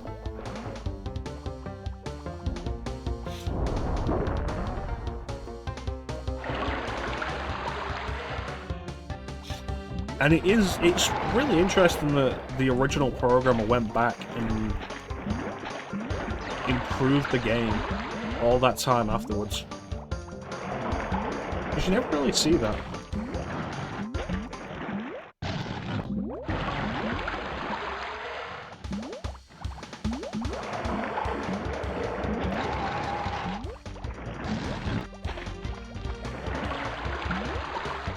I didn't get the crystal yet.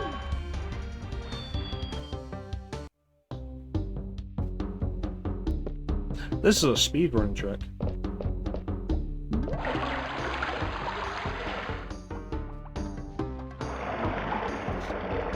No, I've never beaten 3D Blast.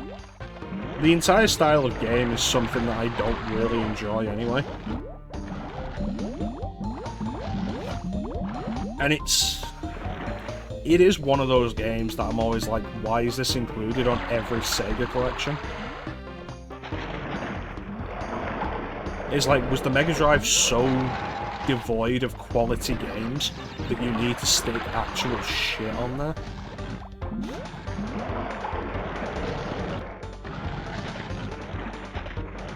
It's like when all the Mega Drive collections have Echo the Dolphin. And it's like, cool, but Echo the Dolphin is not a good game.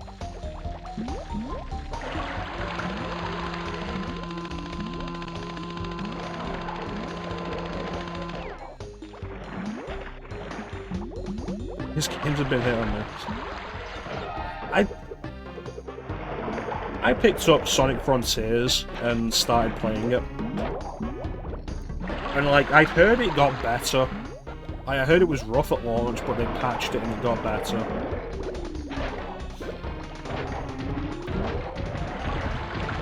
And it was interesting, like, the idea of an open world Sonic game.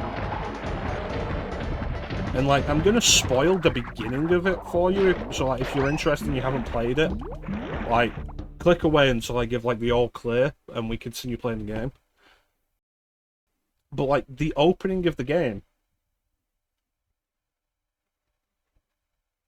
is Green Hill Zone again, which is immediately a bad sign, because that means 4 of the last 5 Sonic games have opened with Green Hill Zone.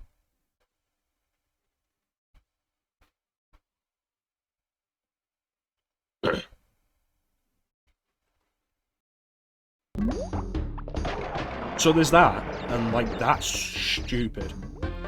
But then like, you get into the proper game and you're running around the island, and the best thing about it is that it basically lets you, it has a song that plays, and then it'll go through a playlist that you can go through and choose. You can skip songs and move on to other ones. And the songs are all, with the exception of the Sonic Frontiers music, the songs are all from other Sonic games. So the best part of running around the open world becomes like just listening to good old Sonic tunes. And the story is so disconnected. You run to an area and it's like, oh, use your Amy tokens to talk to Amy, and there'll be a cutscene with Amy which feels so disconnected. Like, there's no story going on. You'll just grind for tokens and then talk to Amy, and she'll do something or say something and something will happen, and then you'll go back to playing the game, and it feels so disconnected from everything else.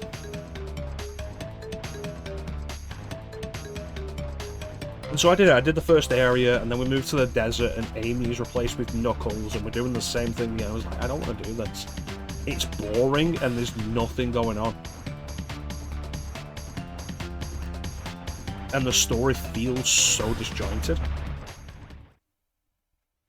See, I understand the whole thing of, like, there's so regularly been some kind of Green Hill knockoff. Emerald Hill, Angel Island Zone might as well be Green Hill Zone. Neo Green Hill, Windy Hill, like, I get that. But when 4 of the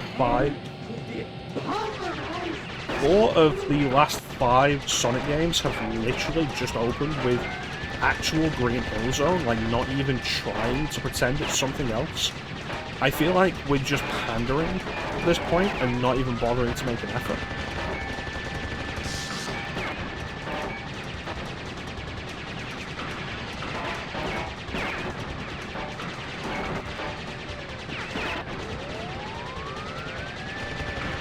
It's like, oh, I don't dislike Emerald Hill or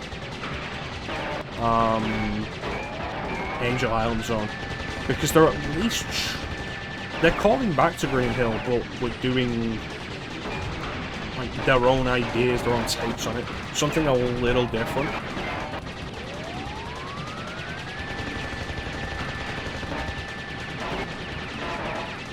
But here we are again in just Green Hill Zone, and then oh, guess what? The next area we go to is Chemical Plant Zone again.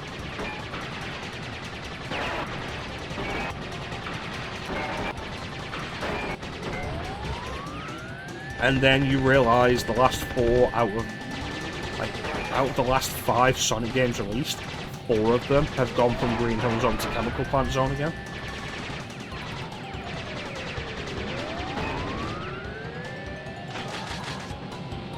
And it's like, you can give a past generation, because it's the 20th anniversary game. It's the first time they've really done it. It was a deliberate callback idea, the anniversary throwback. Sure. You can kind of forgive Mania. Because again, it's about the callback, the throwback. You're playing as classic Sonic again. Alright, fine, sure. But when Forces did it,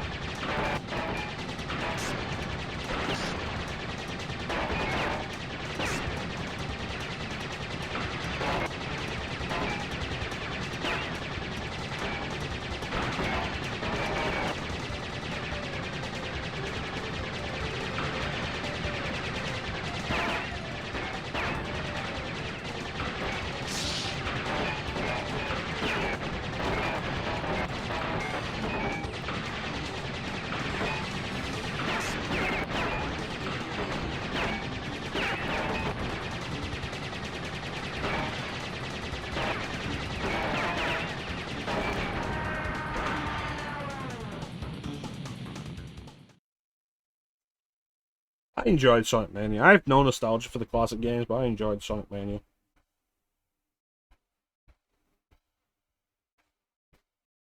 You see, I feel like you're wrong there, Teak, because people... It's not so much specifically about World 1-1, but people absolutely gave shit to the new Super Mario Bros. Games when they were just rehashing shit like that constantly.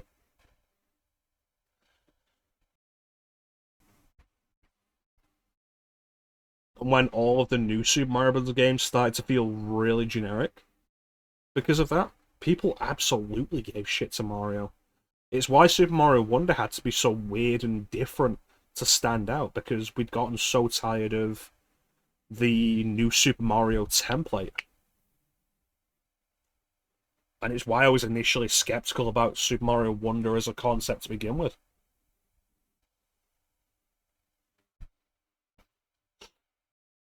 They can be fine in a vacuum, but all of them are so samey. And that's the problem with them.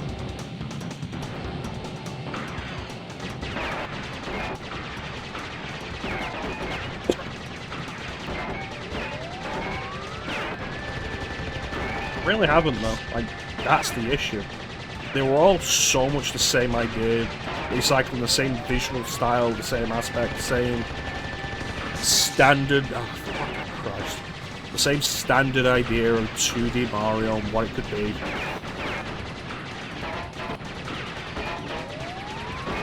And back when the original New Super Mario Bros. Came out, it was like, oh cool, this is the first 2D Mario game since, like, I think Land 2. Like, sure, cool, it was different to be there.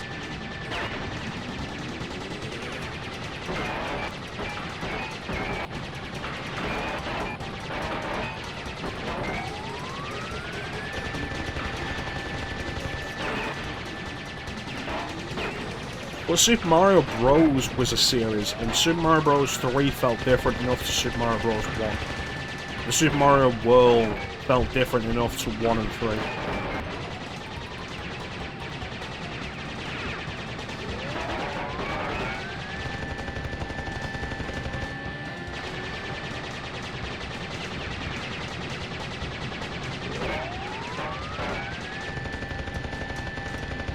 And Mario's not exempt from being called out for repetition. You could argue that less people do it because Nintendo fanboys are so easily pleased in comparison to Sonic fanboys. But the criticism was absolutely there.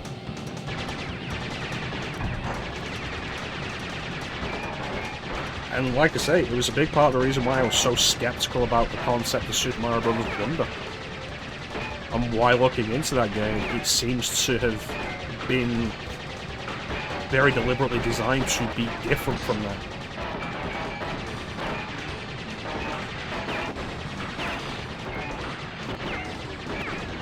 Christ. This is not the boss fight to have a deep discussion like this.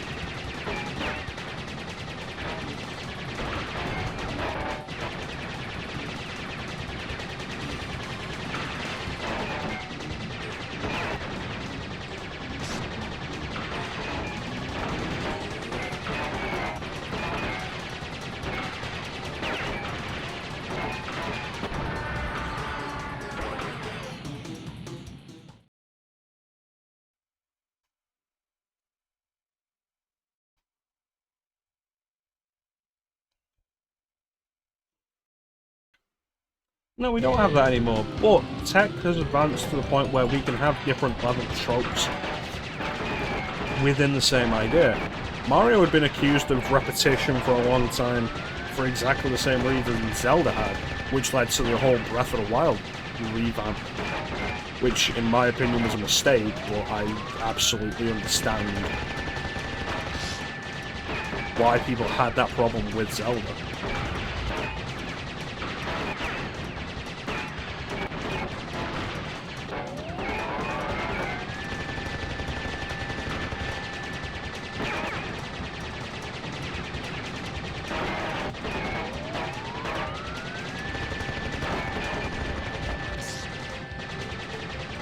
It's like sometimes I just cannot move out of the way of these guns.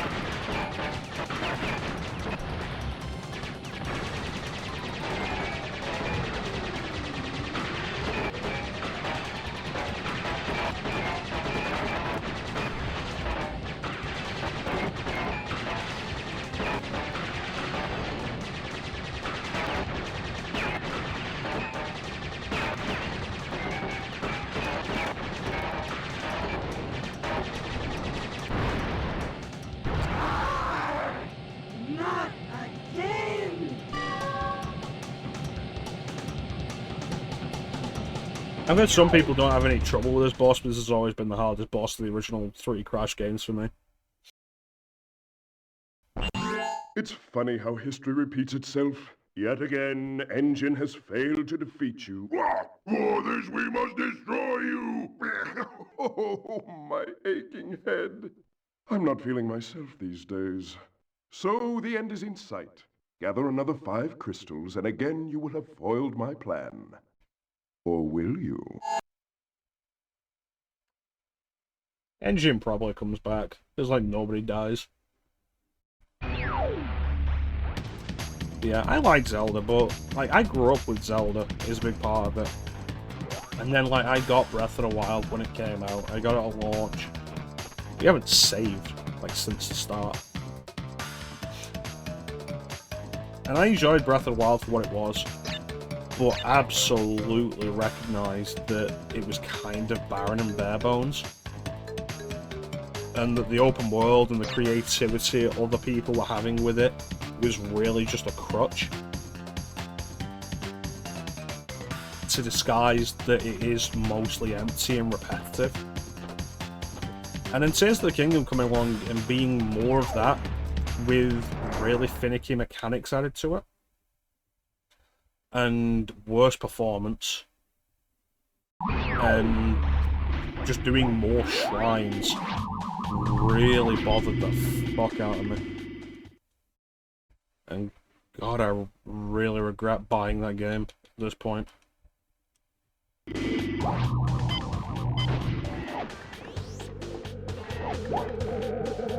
I will admit, for 100% completion, I stopped being interested in Crash 3 at this point.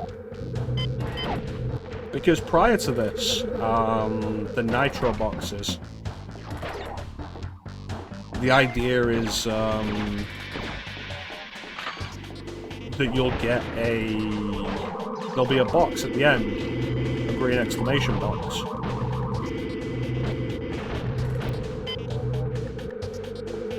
And you'll hit it and that'll explode the nitros in the level. Now that we have the Fruit Bazooka, this set of levels is all like, no, just shoot the nitro boxes, and it slows the pace down so much. I think Breath of the Wild, more than anything, was a proof of concept. As a proof of concept, I think it was interesting. It shouldn't have been sold as a full-price game when it's basically a tech demo. I don't care that it's like 100 plus hours long. It's basically a tech demo. A tech demo that can't hold a stable frame rate.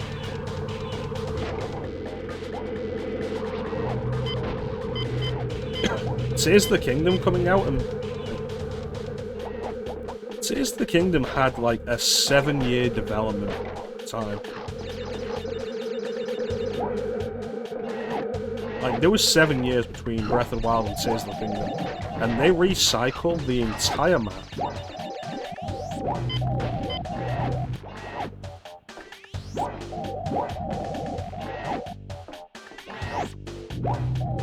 They add some new stuff to it, like you've got the underground and the sky areas and such. And I was like, yeah, that's cool and everything. But for the most part, it's the same map, it's the same ideas. We're doing the same thing again. The shrines are back. They've got a new look to them, but they're the shrines again. Apparently the game was ready a year before launch, and they spent that extra year just polishing the game. And fucking hell, if it needed polishing, and this is what they decided was polished, I hate to see what it would have been like before that.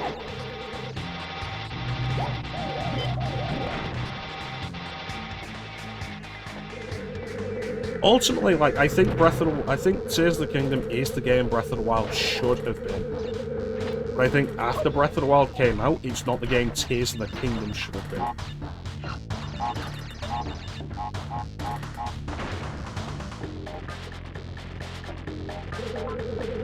And, like, I don't say this just as a hater, like, oh, I hate the new style Zelda's gotten, and I don't like it, and I don't enjoy it, because I did enjoy it. I threw the time into Breath of the Wild. I beat the game and got all the shrines. I did all 120 shrines. I bought the DLC. I did the extra Divine Beast in the DLC. I did, like, everything in the game barring getting all the Korok seeds. So I did the game to basically exhaustion point.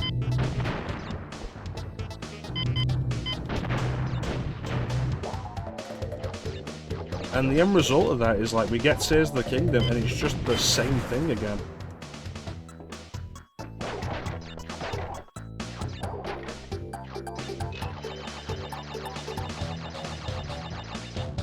With some more tedium on top, with more to just waste your time on. It's like, oh, now you can get Korok seeds in twos. You can get 2 Korok seeds at once a lot of the time. Because you're reuniting 2 Koroks instead of finding most of them. But you're still finding a lot of them. And it's like, cool, we're just doing that again. And the act of reuniting the Koroks is also... The spikes were not out yet.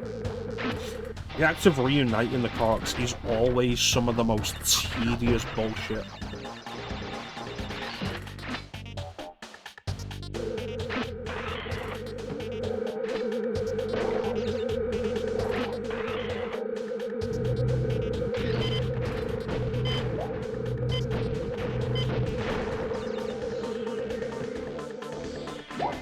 And again, like the shrines being back. Don't like that.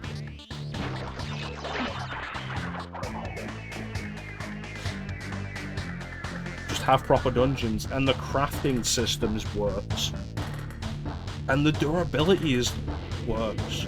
Like, weapons break so much faster now. It's like, cool, this was one of the worst parts of Breath of the Wild.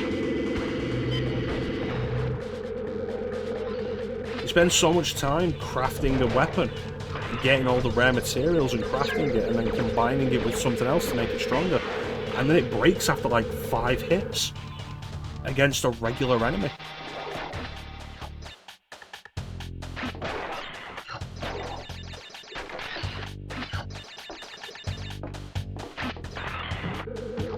And like, it's the thing, like, Tears of the Kingdom would have been fine in a vacuum. It probably would have been really good in a vacuum. But as it is, it's just like... And it's an expanded Breath of the Wild, when it should have been what Breath of the Wild was leading up to. Like, Breath of the Wild should have been the proof of concept. Breath of the Wild should have been like the proof of concept. And then Tears of the Kingdom should have been, oh, here's what we can do now that we've wet our feet with it. When in reality, it's like Breath of the Wild is the proof of concept that you get in the draft stage. And Tears of the Kingdom is the final product. But here's the fun part, you've paid $140 for both.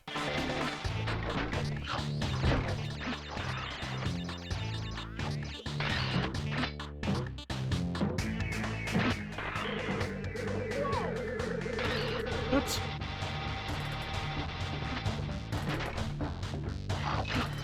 I'm not necessarily against the open world idea.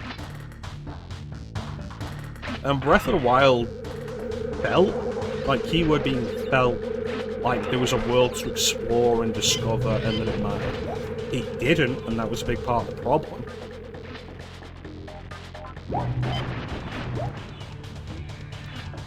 But it felt like it, which in itself is engagement. You know what? It's a fair point. You bring up Dead or Alive 5. I've been trying to work out for a while, like, is there a version, a complete version of DOA 5 to buy? And, like, can you give me a good answer on this, Rebel?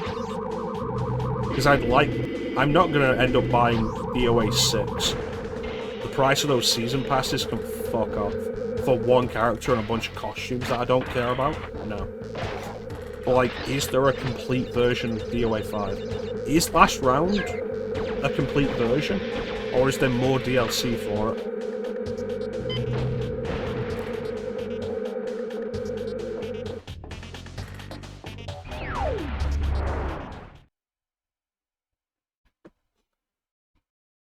Because I've looked at Last Round, and there's Last Round, and there's Last Round Core Fighters, and it's like, Core Fighters is free. Last Round isn't. Is Last Round everything of DOA 5?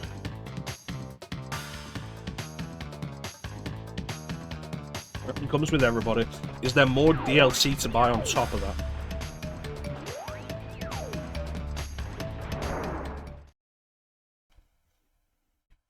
Yeah, Core Fighters.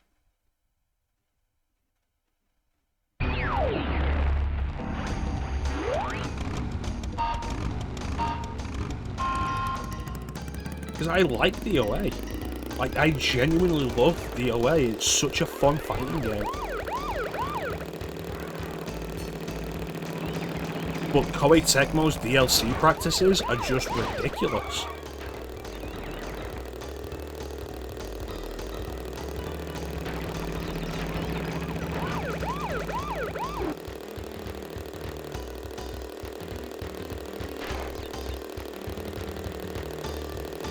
It's like, I'm not picking up DOA 6. I did recently, I say recently, it was last year. I picked up DOA 4 because it's backwards compatible on Xbox. And I never really played DOA 4. The last DOA game I really got into was 3. Though I did have DOA 5 Plus on Vita. But I never spent much time on it.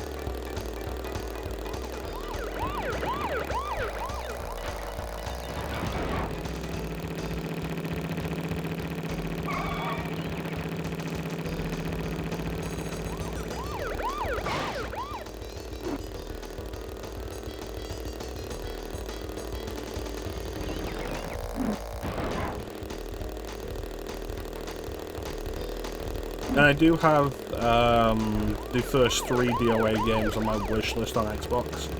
If they drop in price, I'll probably buy them.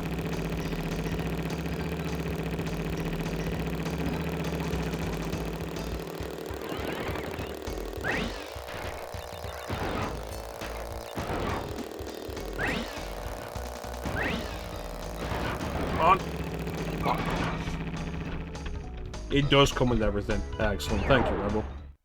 I had such a hard time finding a concrete answer about that.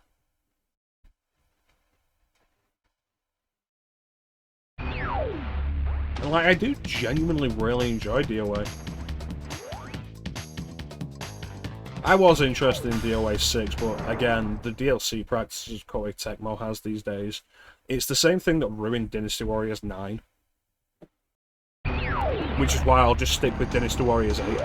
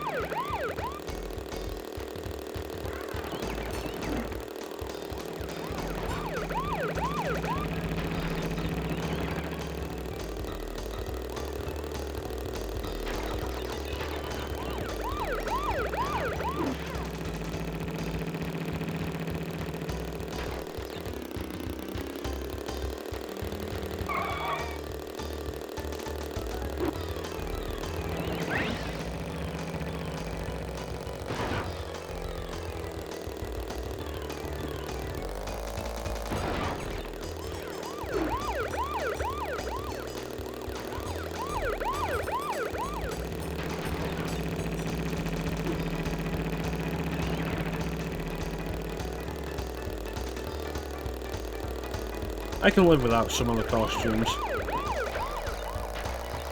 It's a big part of my issue with DOA 6 in terms of its DLC.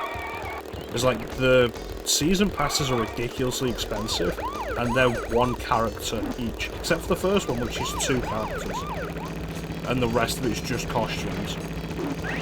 It's like, cool, but I don't need to see Kasumi in a wedding dress.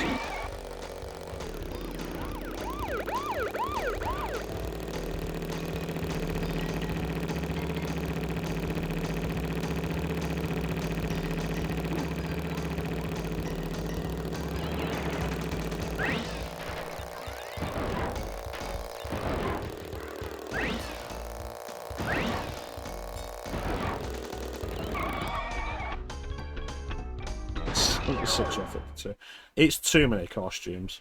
Like, it really is. But yeah, Koei Tecmo's whole deal with DLC is crazy these days. Dynasty Warriors 9 went ham with it.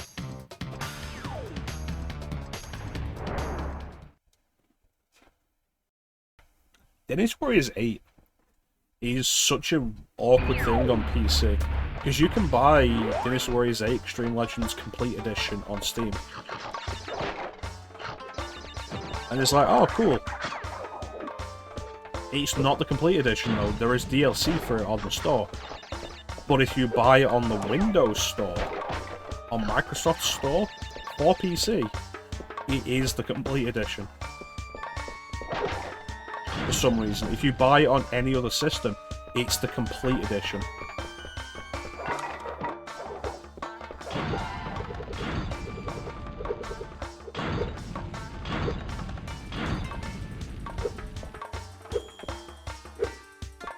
Yeah, the whole pack, when the whole pack cost like $70.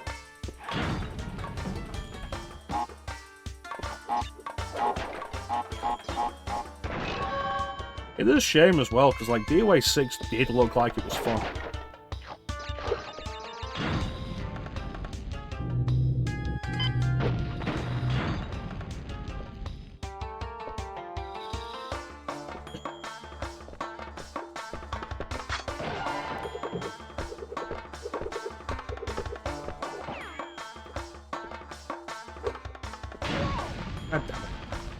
Yeah, DOA 6 did look like it was fun. I've always liked how different Dead or Alive is from other fighting games with its focus on counters and holds. A big focus on grapples and counters. It's really cool. I think it's a shame that its entire identity is titties.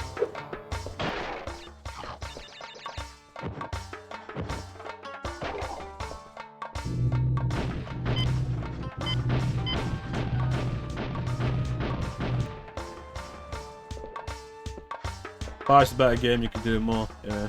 I remember the story mode in 5 being, like, weirdly out of order. They present you with a timeline so you know what order everything takes place in, but it's made available at different points.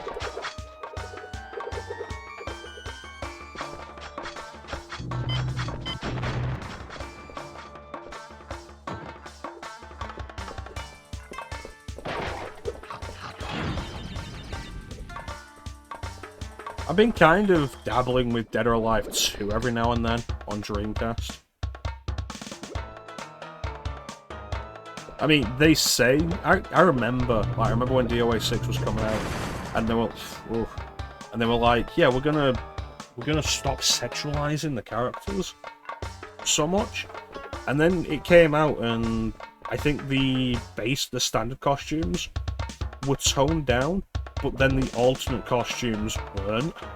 And it was like, wow, you were clearly full of shit on this regard. And it's like, I don't care, but don't pretend.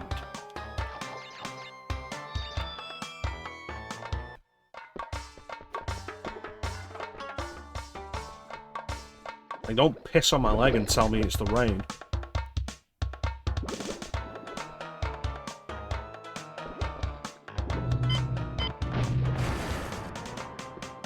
Which is ultimately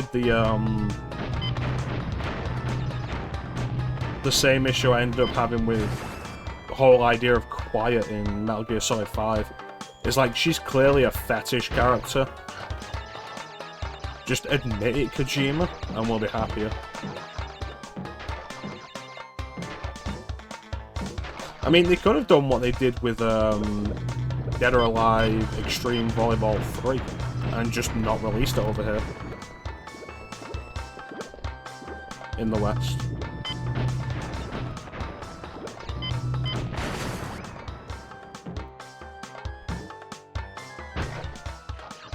Which was still really surprising.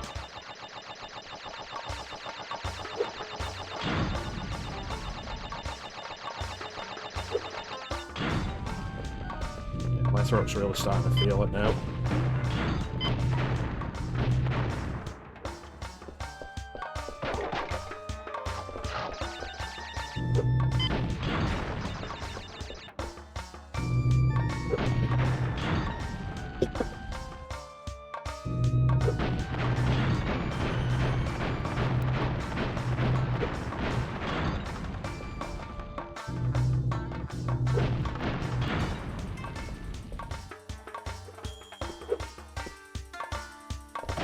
Fighting games trying to mainstream.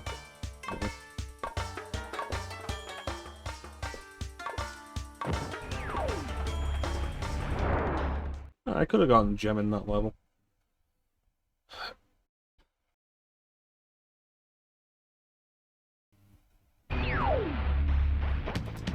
The problematic aspect of fighting games trying to decide whether or not they want to appeal to the mainstream or specifically to the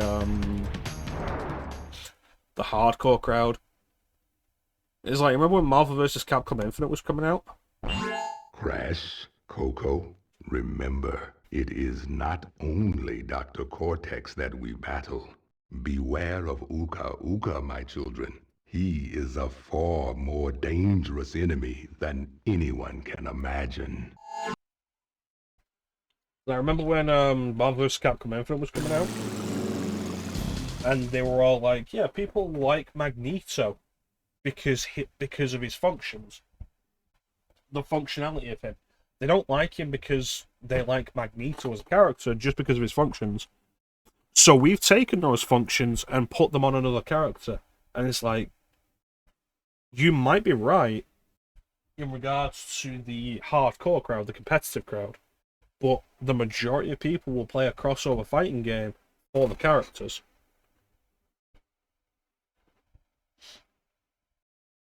And it doesn't matter what they play like, they'll want to play as the characters because they like the characters. A majority of the reason why I played as Link in Smash for so long was because I like Zelda. I like the Zelda games. And even now, like in Smash Ultimate, I generally won't play as characters from games that I don't play.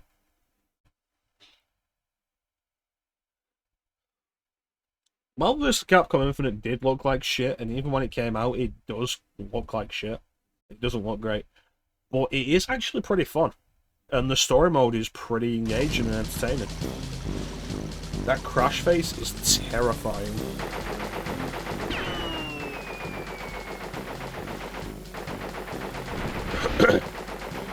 Like, maybe I'll stream Infinite one day. Because the story mode's pretty fun. Like, I do genuinely really love the way Infinite storyline opens up. And, like, you go into the story mode. God damn.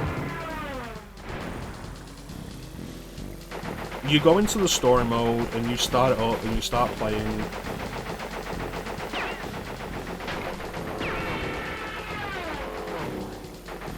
And it's like, oh no, Ultron drones in Asgard.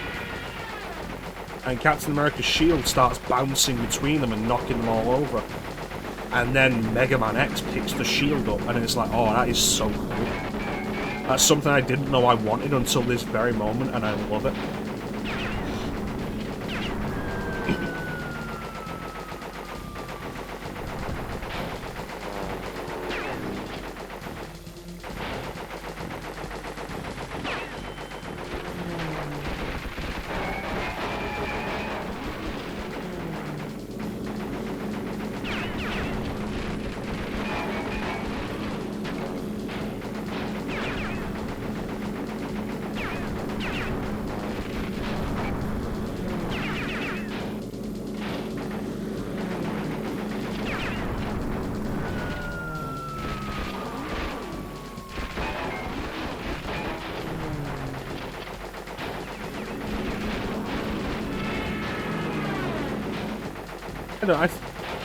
This is interesting because I've watched a bunch of the stuff like from people who have looked into what happened with Capcom at the time, what happened with MVC Infinite specifically, and a bunch of it seems to be that a lot of it was Disney. A lot of it was Disney and Marvel. Let's see, except for Isabel, no played Animal Crossing game. Now, for me, like, a lot of my mains are from games that I really enjoy and play. Like, I love playing as Richter. I love Castlevania. I love that it's so hard for people to predict the axe throw. But it feels natural for me because they've made a really strong effort in making it feel true to the Castlevania games. So that experience just naturally translates over, and I love that dedication they made. I love playing as really all of the Metroid characters. I don't like playing as Breath of the Wild Link, but I like all the other Zelda characters, and so on and so forth.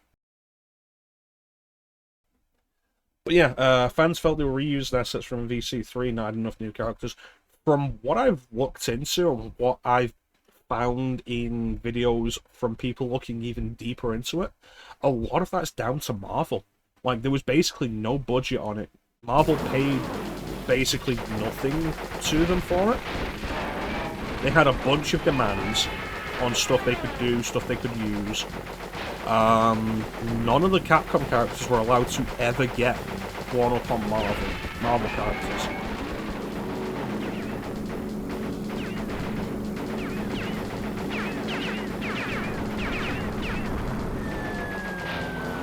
Like, it's worth looking into, because the whole situation seems to have been very skewed against Capcom, and then Capcom took all the heat for it.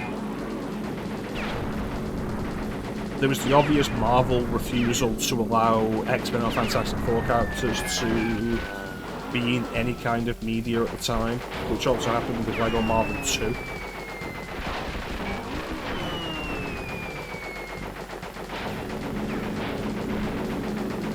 As far as I'm aware from everything I've seen and looked into, the only thing that can truly be attributed to Capcom is the DLC characters were intended to be in the base game, and they were cut out specifically to add as DLC. And that's it. Everything else seems to have been a Marvel mandate. Like, the new, more realistic art style, the lack of a budget, which meant they had to transfer characters from MVC3 to MVC Infinite, and they didn't work well with the new art style and such.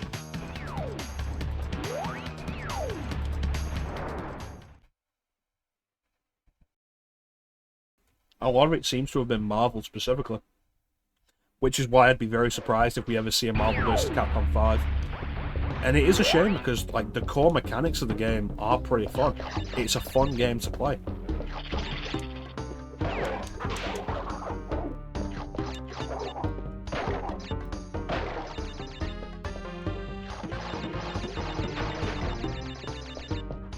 And while the whole reducing it from 3-on-3 to 2-on-2 might feel like a downgrade and a regression, possibly a cheapness, so that they wouldn't have to deal with as many characters and such. I always saw it as a deliberate callback and intentional design choice to go back to the original Marvel superheroes in Marvel vs. Capcom.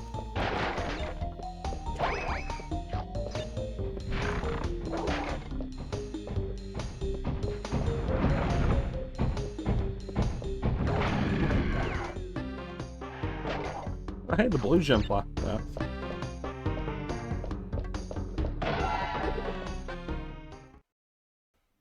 During all the crossovers, even though games are fun. Yeah. I keep saying, like, I'd love for Capcom to, like, particularly with the success of the Samurai Showdown revival, showing that the interest is still there for all the fighting games that have been dormant for a while, if the games themselves are done well. Like, I've been saying for a while, it'd be great if Capcom brought some of their franchises back. Like Darkstalkers, like bring back Darkstalkers.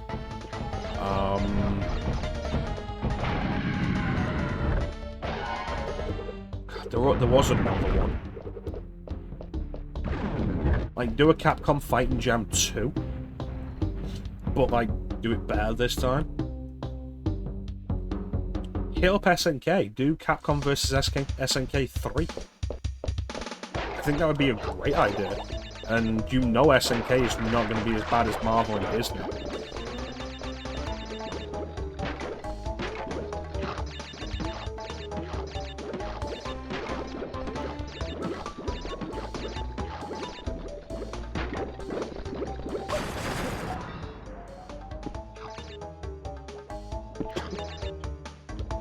No, Darkstalkers is probably never going to happen. Darkstalkers Resurrection told us that. But we can live in hope. Bring back Power Stone. It's something I've been saying as well with, like, in the space of, I think, 5 years, we've ended up with 3 Resident Evil remakes.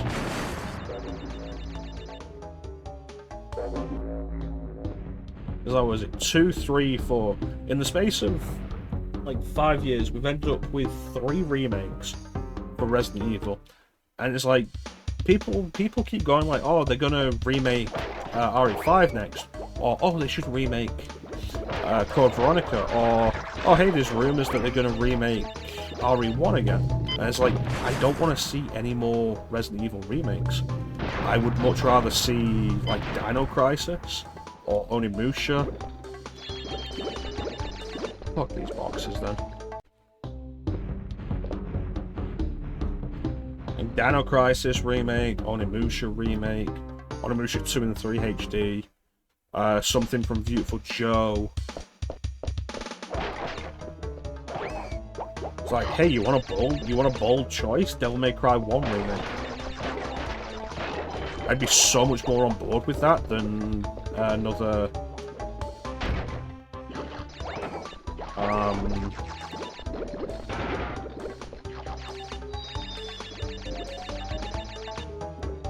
I'd be so much more on board with that than another Resident Evil remake. There's been too much. I don't mind if you make more Resident Evil remakes, but like, take a break and remember some of your other properties.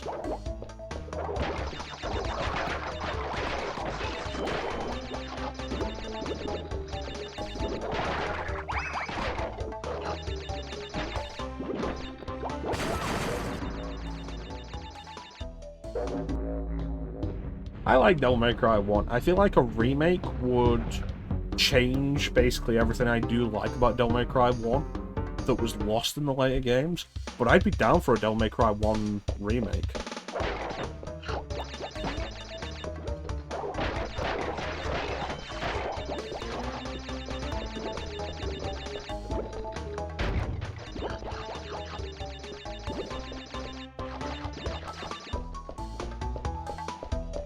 What I think is really funny with Devil May Cry is, like, Devil May Cry 1 exists as the template, yes.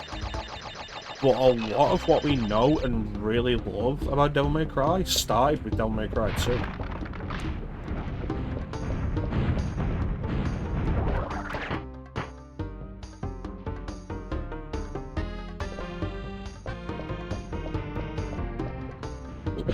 Like, Devil May Cry 2 is the one that introduced the meter burst style.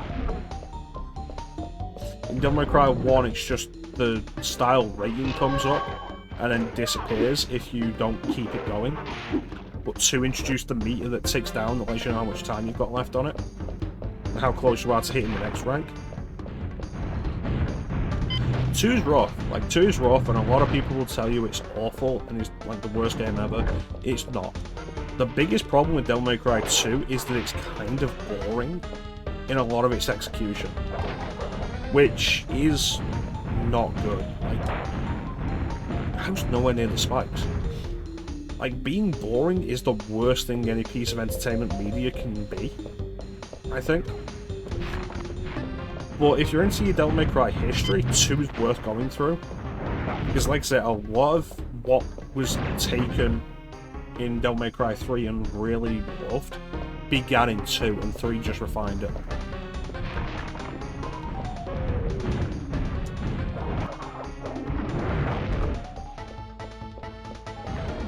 Right? God damn it. Yeah, so like the Rebellion sword first appeared in 2. The sword in the first game is the Force Edge, which does reappear in 3. It's the sword that Arkham is after.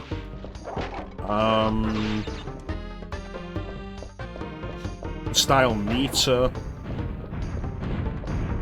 The basis for the styles began with Devil May Cry 2 and was expanded and refined in 3. Like, the dodge mechanics in Devil May Cry 2 became the Trickster in Devil May Cry 3. Bloody Palace began in 2. Like, there's a lot in 2 that was refined and improved on. And if you're into Devil May Cry as a series, 2's worth going through. Or at least looking into.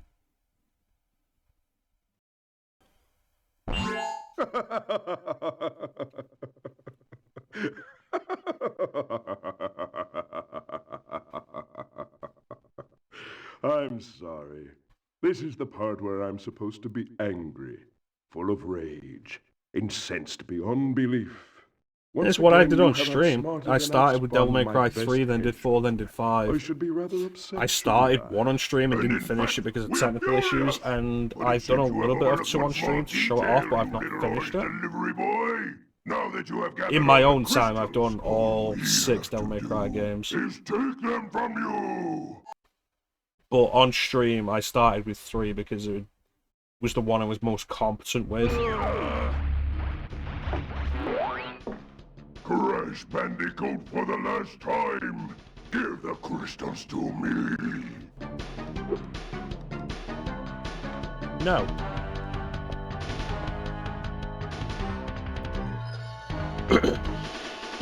So one thing I do kind of like about this fight is Cortex is doing the same thing he did in the first game again. He's back on that flying surfboard. He's shooting the same laser gun.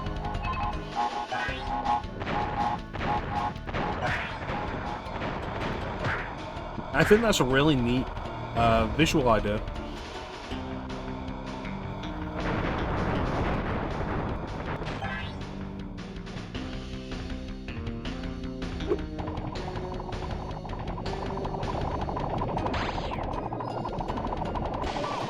I think in the remake it becomes more obvious because the shots that Cortex is firing are the same colour as they were in the first game.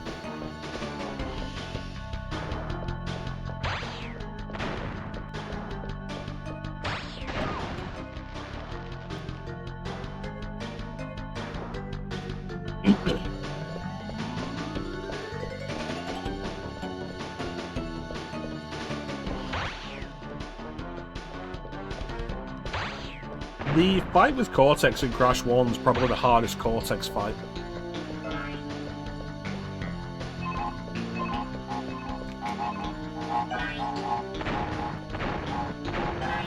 Ow!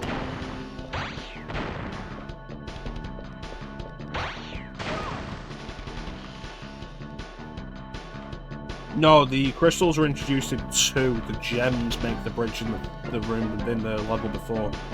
And that's how you get the alternate ending with Torna. Where you just fly off into the sunset with Torna on a bird.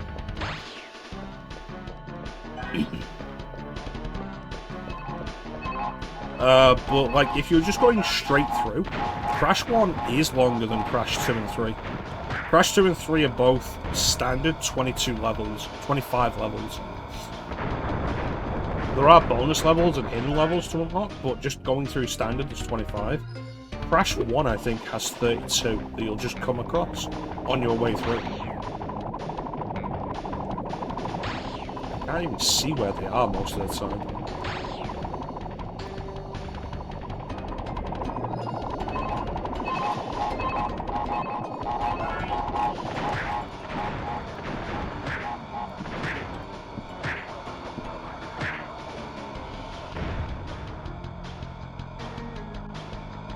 Yeah.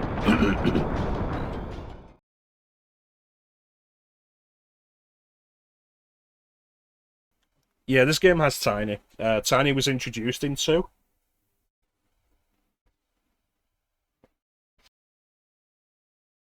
He's the 3rd boss of Crash 2. So the first game is Papu Papu, Ripperoo, Koala Kong, Embryo, Pinstripe Potaroo, and Cortex. 2 is Ripperoo, the Komodo Brothers, Tiny, Engine, and Cortex. And then 3 is Tiny, Dingo Dial, Entropy, Engine, and Cortex. Yeah, Embryo drinks the potion and becomes the monster.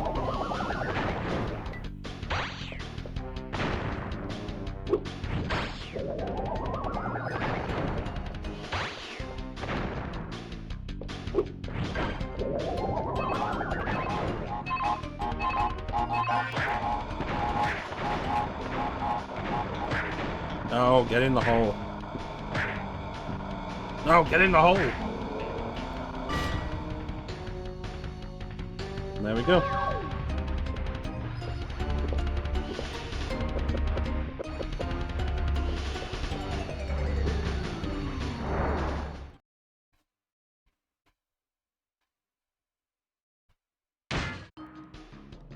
Defeated again? This is not fair. Maybe I should retire to a nice big beach with a nice big drink and a woman with nice big bags of ice for my head. It's not over, Bandicoot. There are still the gems.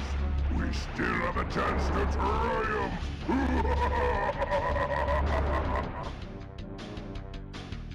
Yes.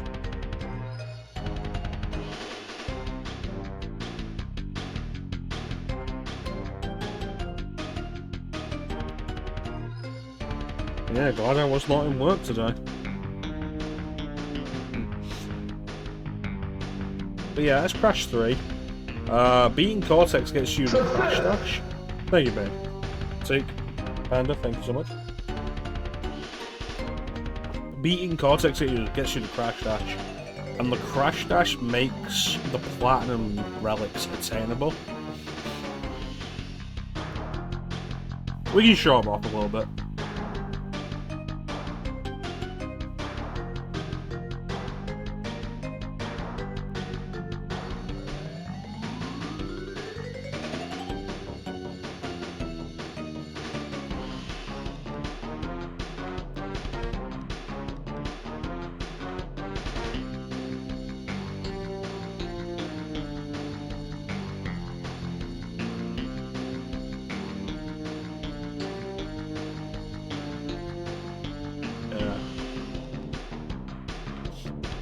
that's the original Crash trilogy. Not going for 100%. Not at all.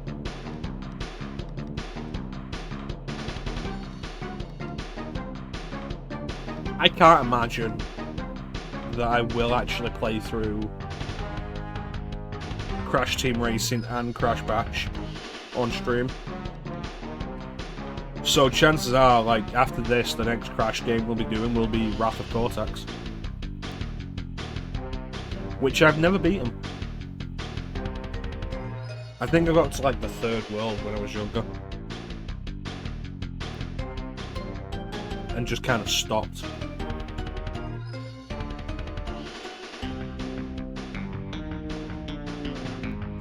Did it say who voiced Coco? Did Coco have a voice in this?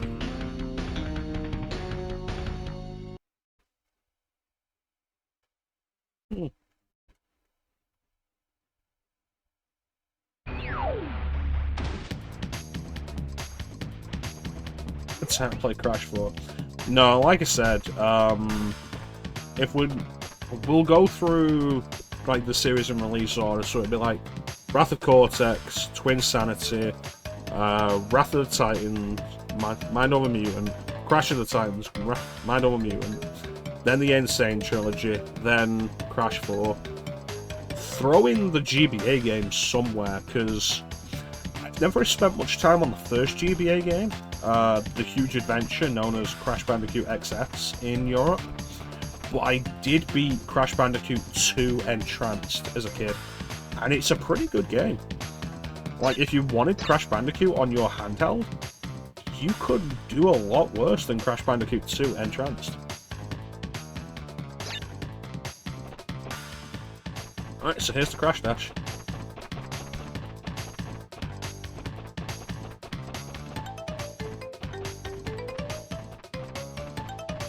So I think what we'll do is we'll show off one of the relics. Let's go with this first level. Okay, so to get the Sapphire Relic, we have to beat this game in 1 minute and 3 seconds.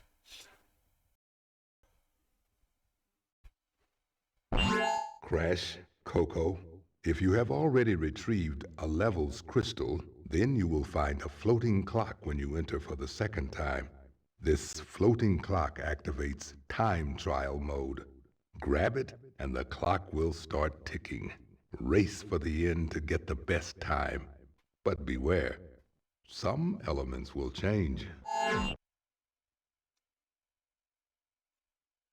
Alright, so we'll show this without the Crash Dash, and then with the Crash Dash.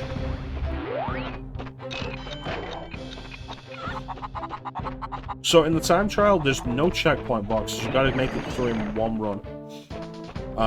Some of the boxes will change to numbered boxes there. So we hit this and it'll stop the timer for 2 seconds. And there's boxes that'll say 1, 2, and 3 on them. And we'll stop the timer for the corresponding amount of time.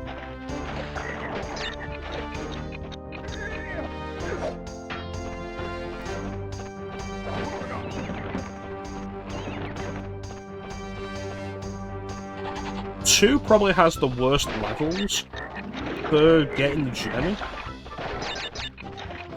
but 3 requires so much more out of you to get 100% because you have to get the relics, and getting the relics is how you unlock the bonus levels as well.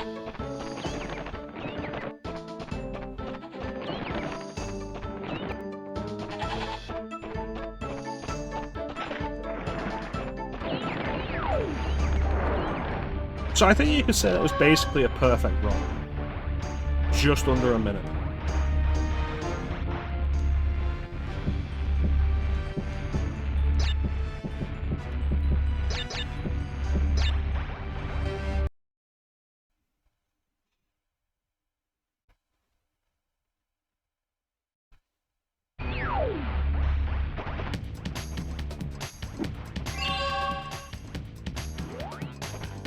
Okay, so the gold relic, which is the one that starts to matter, is 57 seconds, 57.5 seconds.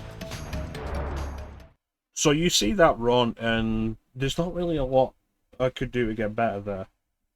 which is why, if you're going for the relics, wait for the crash dash.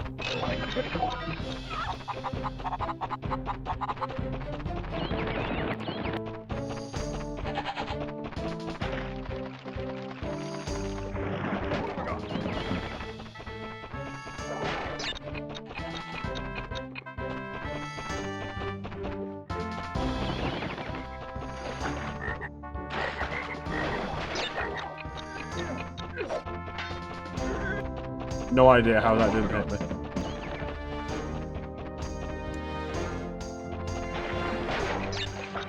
You mean a real Sonic's ass game?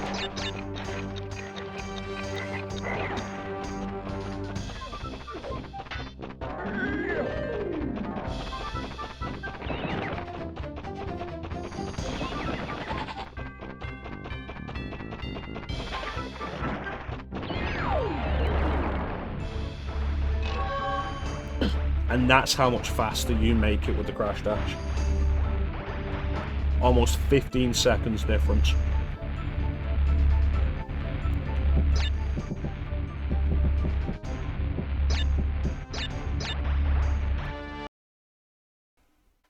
Sonic's adopted son. Crash, my son. You must go fast. So what's the platinum? It doesn't say. Ooh. Can I do this again and get the platinum? Because it's sapphire, gold, and platinum.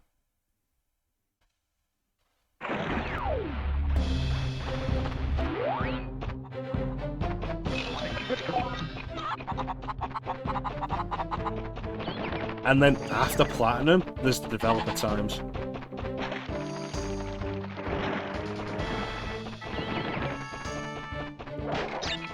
So the real thing I noticed in the last run is that spinning slows you down. So if you're going to spin in the air, it'll probably slow you down less.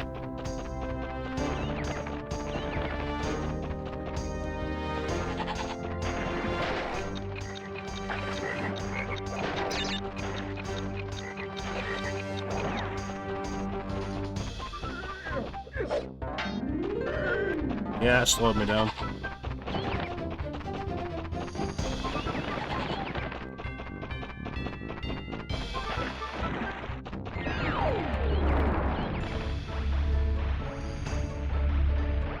Well, that's not a new relic.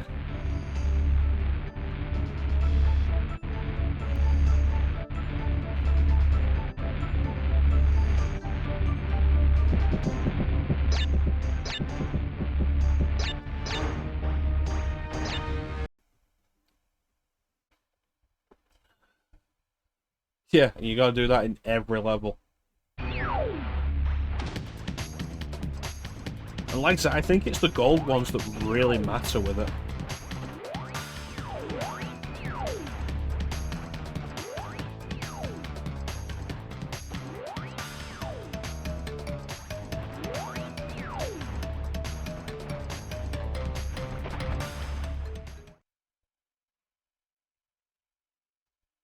I think it's the gold ones that unlock the extra levels for you. And those extra levels have gems in them, and I think relics themselves.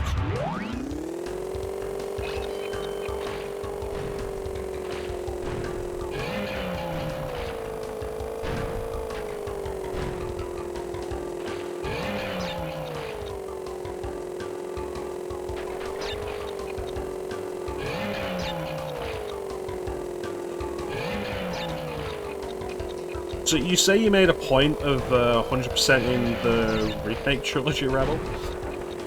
How was it getting the relics in the first game? Because in the original trilogy, relics were added in 3. The remake trilogy puts them into the first 2 games. And let me tell you, Crash 1 is not made for that.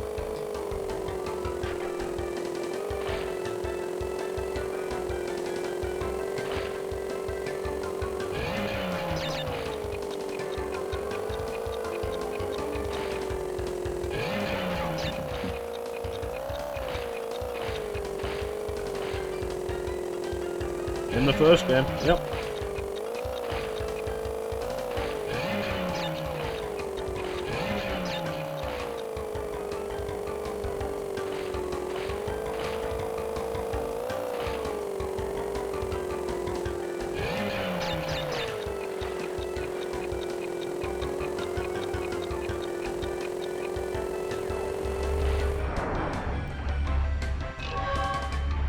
go, gold.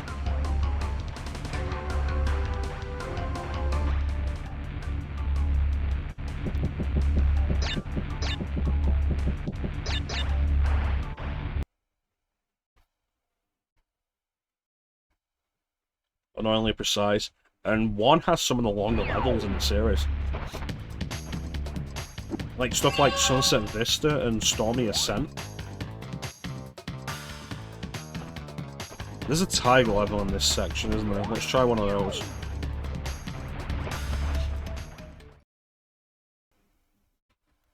Oh, where you climb the castle, yeah.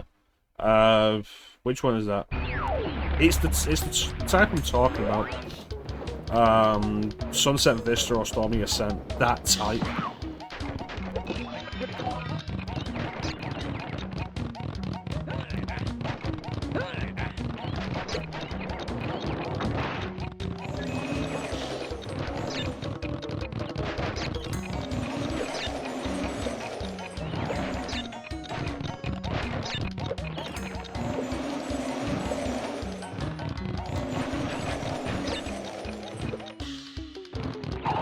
I don't think the game intends for you to just constantly dash through the stage.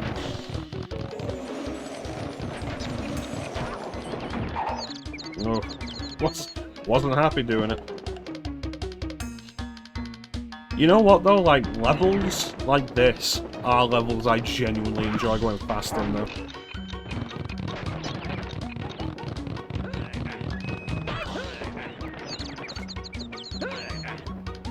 And it's something that Sonic Generations did actually appeal to me with. Like, when the levels were fun, in the modern Sonic levels, I did genuinely enjoy getting the S rank in them. Like, Green Hill Zone was good for that.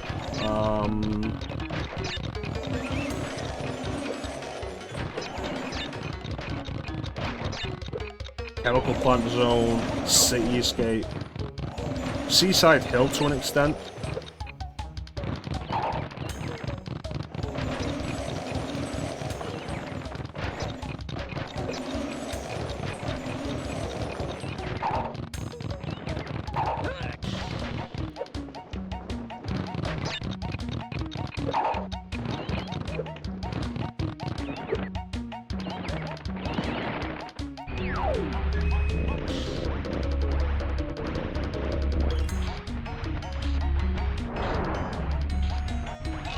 Gold.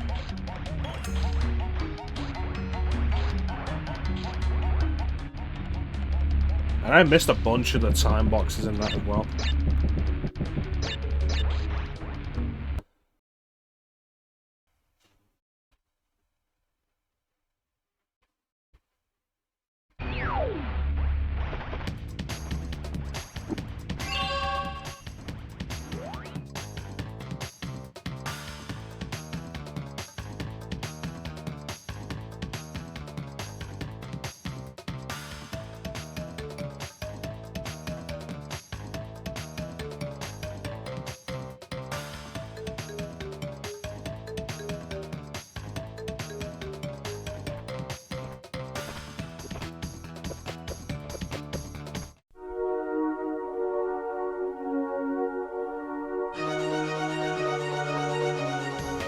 Now go on, Rebel.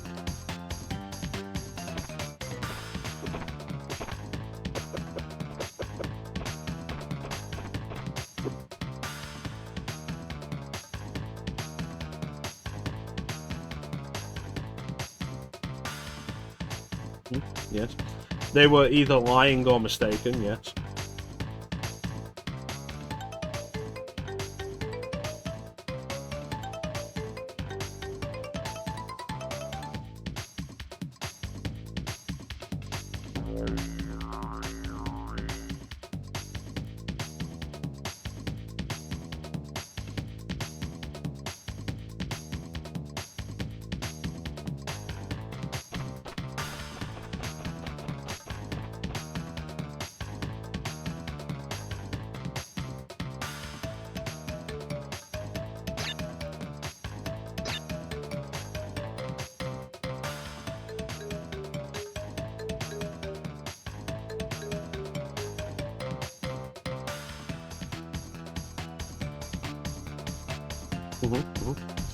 So, what's your question?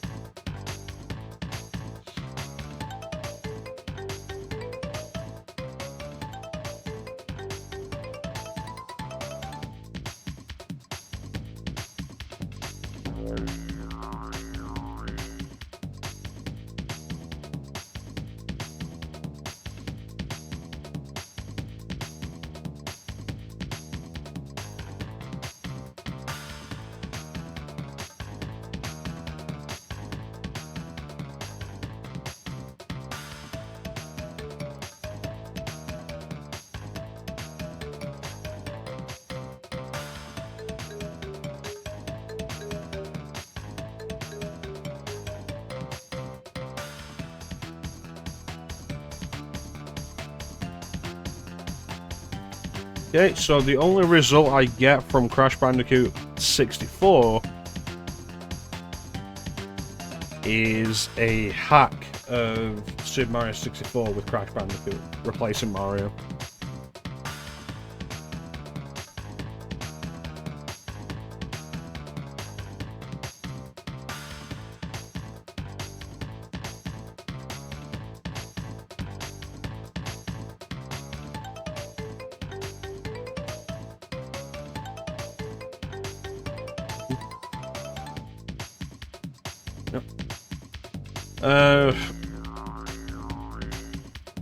There's a thread on Reddit that has what might be a picture of Crash Bandicoot 64, but it's clearly not.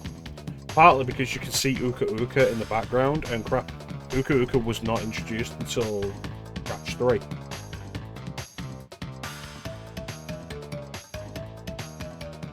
Yeah, there's Crash Bandicoot and Mario 64.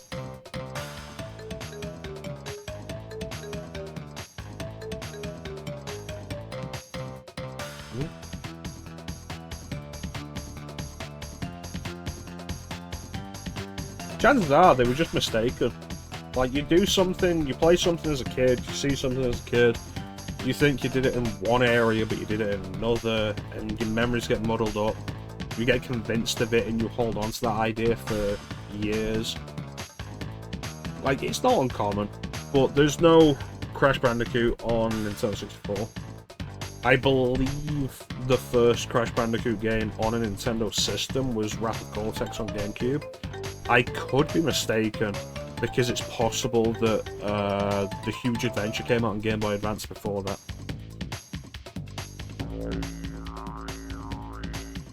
Like how people think Sonic Adventure 2 Battle was the first Sonic game on Nintendo, but it's not. Sonic Advance came out before that.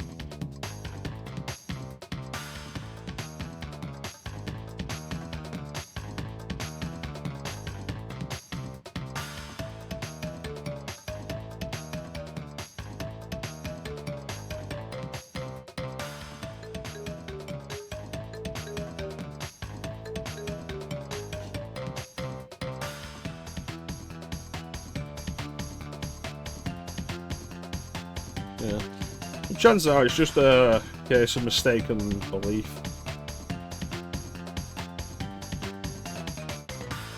Yeah. I say he's probably just gotten confused at some point, and then held on to that belief for years to the point where it becomes a defining childhood memory, but they're completely mistaken.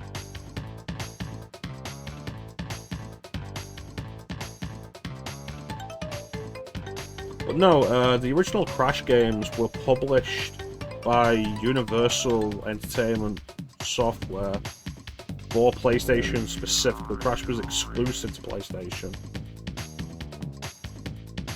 to the point where he was considered an unofficial mascot for the first few years anyway.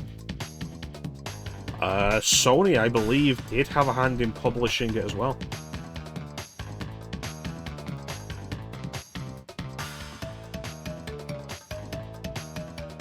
and then following the original Crash trilogy in Team Racing, I don't know when exactly the purchase of Naughty Dog happened, but like at some point they were purchased by Sony and became a first-party studio.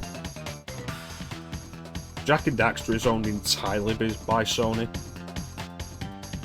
Crash Bandicoot remained owned by Universal, who became Vivendi Universal, who were bought by Activision, and that's why Activision owns Crash and Spyro now.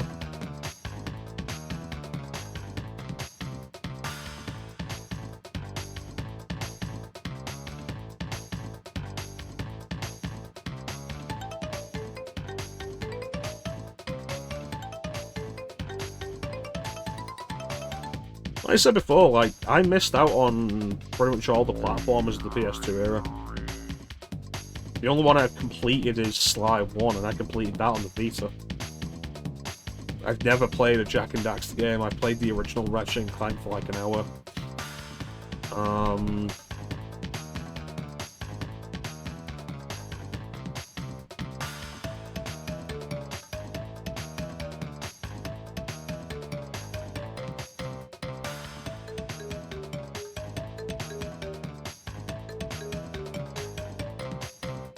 Never played Ape Escape 2 or 3.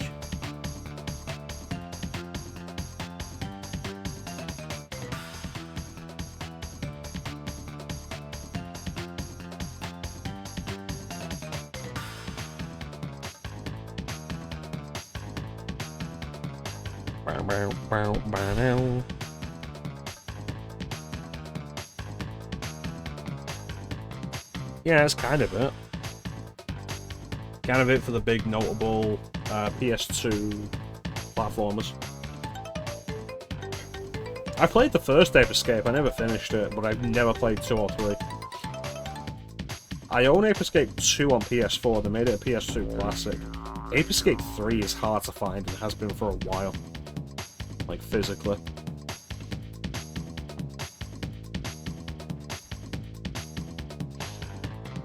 Maybe we'll do Ape Escape at some point this year. Coming up to the end of the May, so we're almost halfway through the year of PlayStation.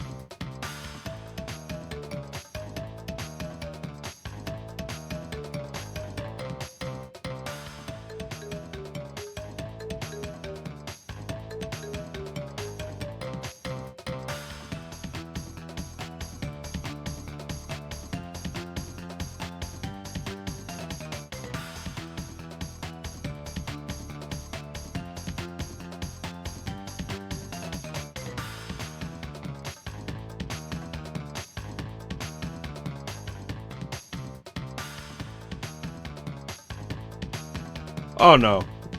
Not a chance we'll run out of games. There's like over 3,000, I think. Plenty of stuff for us to do. Even with the requirement that I haven't streamed them before.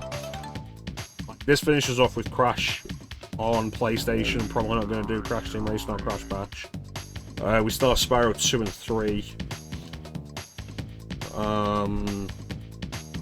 Ace Combat 3 is coming up. I want to do some more RPGs. Possibly the PS1 version of Shin Megami Tensei. See if we can get that working properly. Without crashing this time. There was something I said earlier and I can't remember what it was.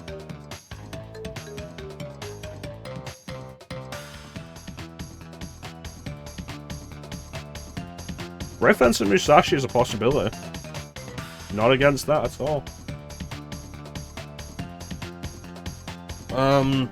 What do I have in my collection of ROMs? I have a list of the stuff that I'm willing to play on the Discord, actually. The schedule.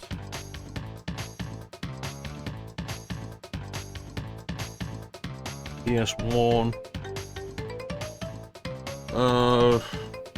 Yeah, Brave Fence and Musashi's there.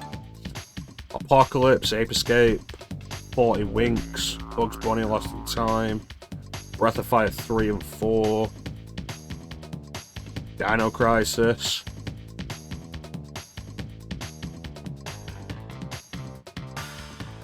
Dragon Warrior 7, Echo Knight, OG Final Fantasy, Klonoa, Legend of Legaia, Parasite Eve 2, Nightmare Creatures. We're doing Policenauts in a minute. Power Slave, Roscoe McQueen, Firefighter Extreme, Jedi Power Battles, Suikoden, Siphon Filter, Enchu, Threads of Fate. Like, there's a bunch of stuff that I'm willing to do. Yeah, I know Croc. Croc Legend of the Gobos. Developed by Argonaut Software, it was originally pitched to Nintendo as a 3D Yoshi game, and Nintendo passed on it. Which, the conspiracy theorist part of my mind, is a result of Nintendo saying fuck you to Argonaut. Because Argonaut Software developed the Super FX chip and the original Star Fox. And then they were working on Star Fox 2, and Nintendo cancelled it, and then took a lot of the ideas from Star Fox 2 and put those into Star Fox 64, which Argonaut had no involvement in. And so Argonaut pitched this concept of a 3D Yoshi game, which Nintendo passes on, and that Yoshi game becomes Croc Legend of the Gobos.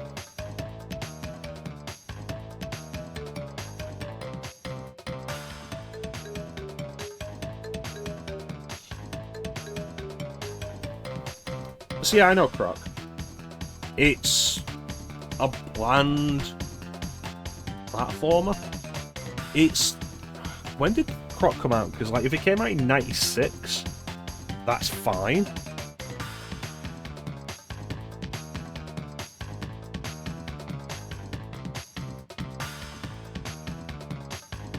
It came out in 97, so it's pushing it. Because Croc 1 is a very basic 3D platformer. And it's controlled entirely with tank controls. And it's kind of bland.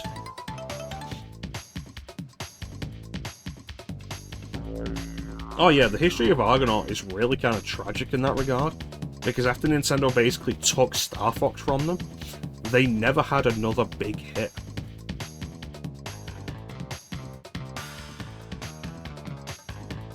Pull up Argonaut real quick, because they did go on for a while, and they made games that you'll have heard of.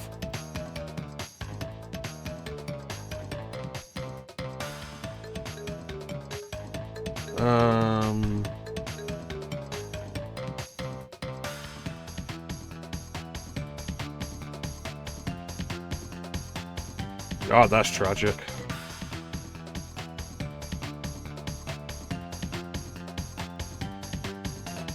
King Arthur's World, which I played. Days of Thunder. Star Fox, Stunt Race FX. Scooby-Doo Mystery for the Super Nintendo. Croc, Croc 2. Croc for the Game Boy Color. The Emperor's New Groove. They developed Alien Resurrection, which is looked back on more interestingly these days. Partly as being one of the first times that the modern dual-stick first-person shooter controls were implemented, but were kind of maligned at the time. They did the PS1 versions of Harry Potter 1 and 2. They developed iNinja, which is a game that's been on my list to check out for a while. The last game they developed before they shut down was Catwoman. Catwoman the game.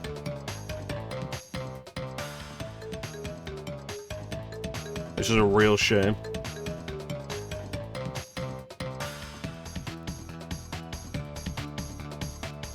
But yeah, the conspiracy theorist idea of me is like Nintendo fucked them over and they never properly recovered. And then Nintendo went on to basically fuck over Star Fox, the series anyway. And like Star Fox 64 is basically a remake of Star Fox 1 with some ideas of Star Fox 2 in a real 3D engine. Star Fox Adventures was a rushed game that was changed from its original concept to be Star Fox. Star Fox Assault was at least a new Star Fox game doing something new. And was intended as such. Star Fox Command is rough as fuck.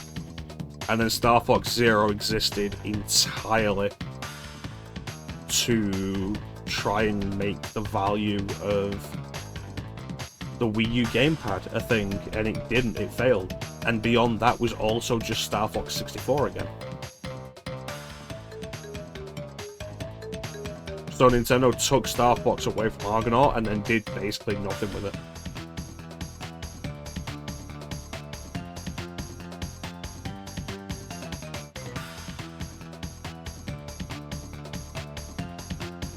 Yep, you caught us just as we're finishing up, Clem. We beat the game.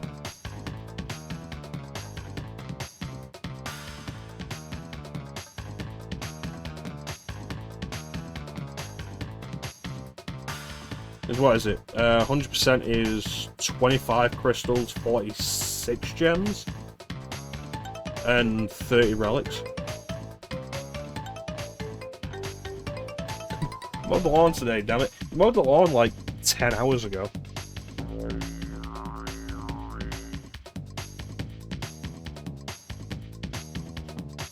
But yeah, Star Fox 64. Star Fox 64 itself is basically a remake of the original Star Fox. Star Fox 64 3D is a remake of Star Fox 64. Star Fox Zero is basically Star Fox 64 again. Like, really, really ridiculous. Like, for all the complaints that seem to have popped up about Star Fox Assault, at least it's trying to be a sequel to 64 and not 64 again.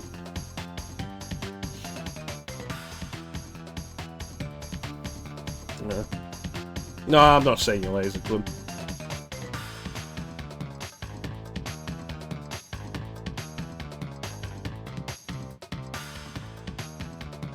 The best we can do for your teak is Star Fox Zero, which is Star Fox 64 again, but worse, slower, and with an awful control scheme that's meant to sell the concept of this second screen in a controller. You know, I was actually really kind of interested in Starlink Battle for Atlas on Switch, because it has Star Fox characters. And it's like, cool, I bought the game on Switch, started it up, and it's like, yeah, I'm gonna play as Fox McCloud. Why would I play as any of these bland humans? And it's such a bland game.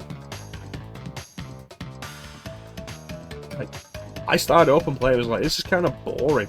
I'll just end up playing this as like my whatever game that I play when I'm watching something and just want my hands and eyes distracted a bit. And such, so I'm not just sat here twiddling my thumbs and like walking around, because I can't just do that anymore a lot. And I didn't even do that.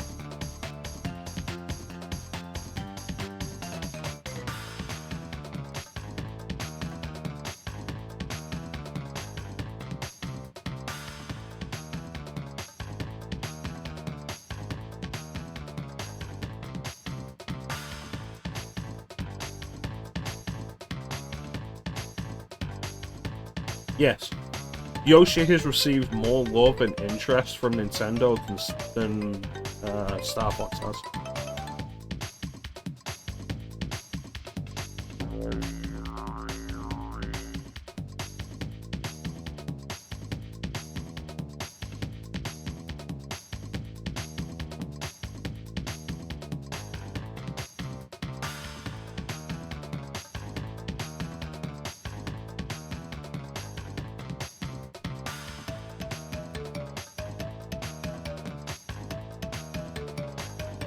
You know, thinking about it, it's weird that the GameCube has like 2 Metroid games, 2 Star Fox games, but like no Yoshi games, no actual Kirby games. Kirby Air Race does not count.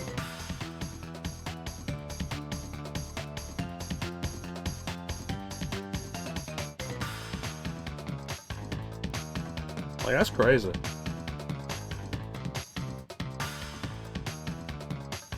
I should play Prime 2 again.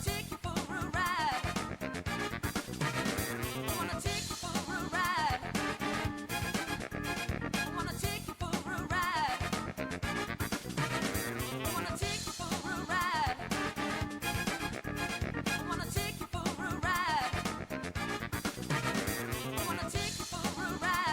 But yeah, I've never actually played all the way through DKC2.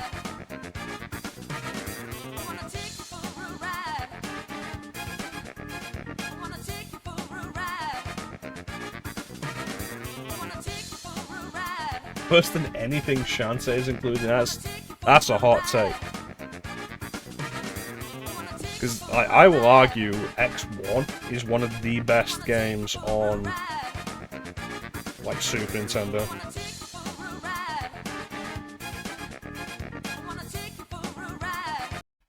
It's okay, I've got like the real MVP of this now for us to end on.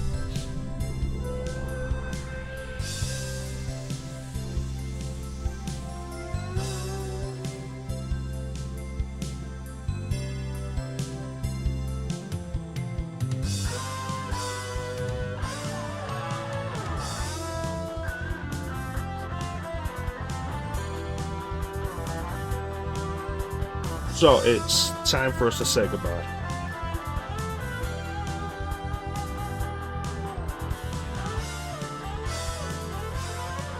I want to thank everybody for joining the stream.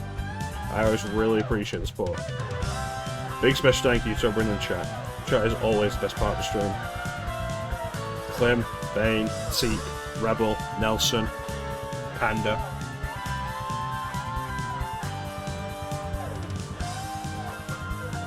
Chance. Flame. And I think that's everybody.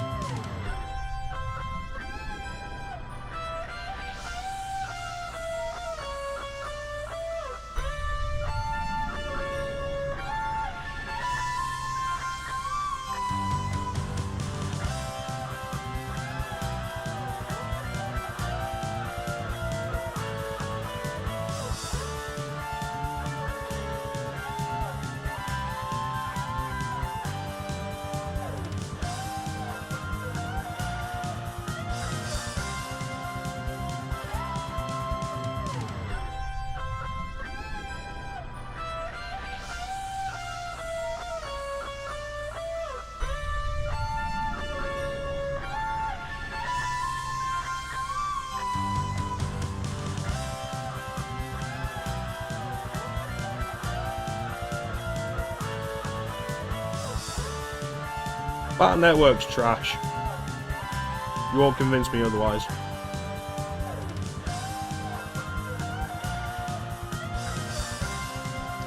Mega Man X is legitimately the peak of the Mega Man franchise.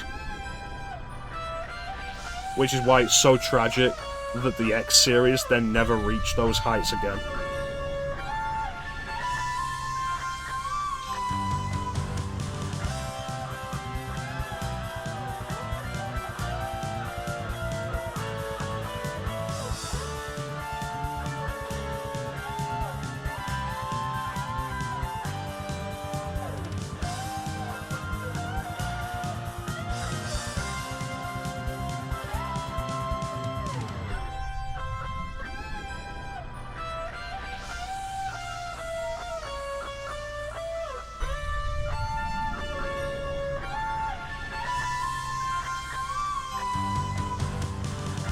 There's not really anything else to say now, except thank you all for watching. Have yourselves a fantastic time of day. Take care. We'll catch you next time, guys. Bye.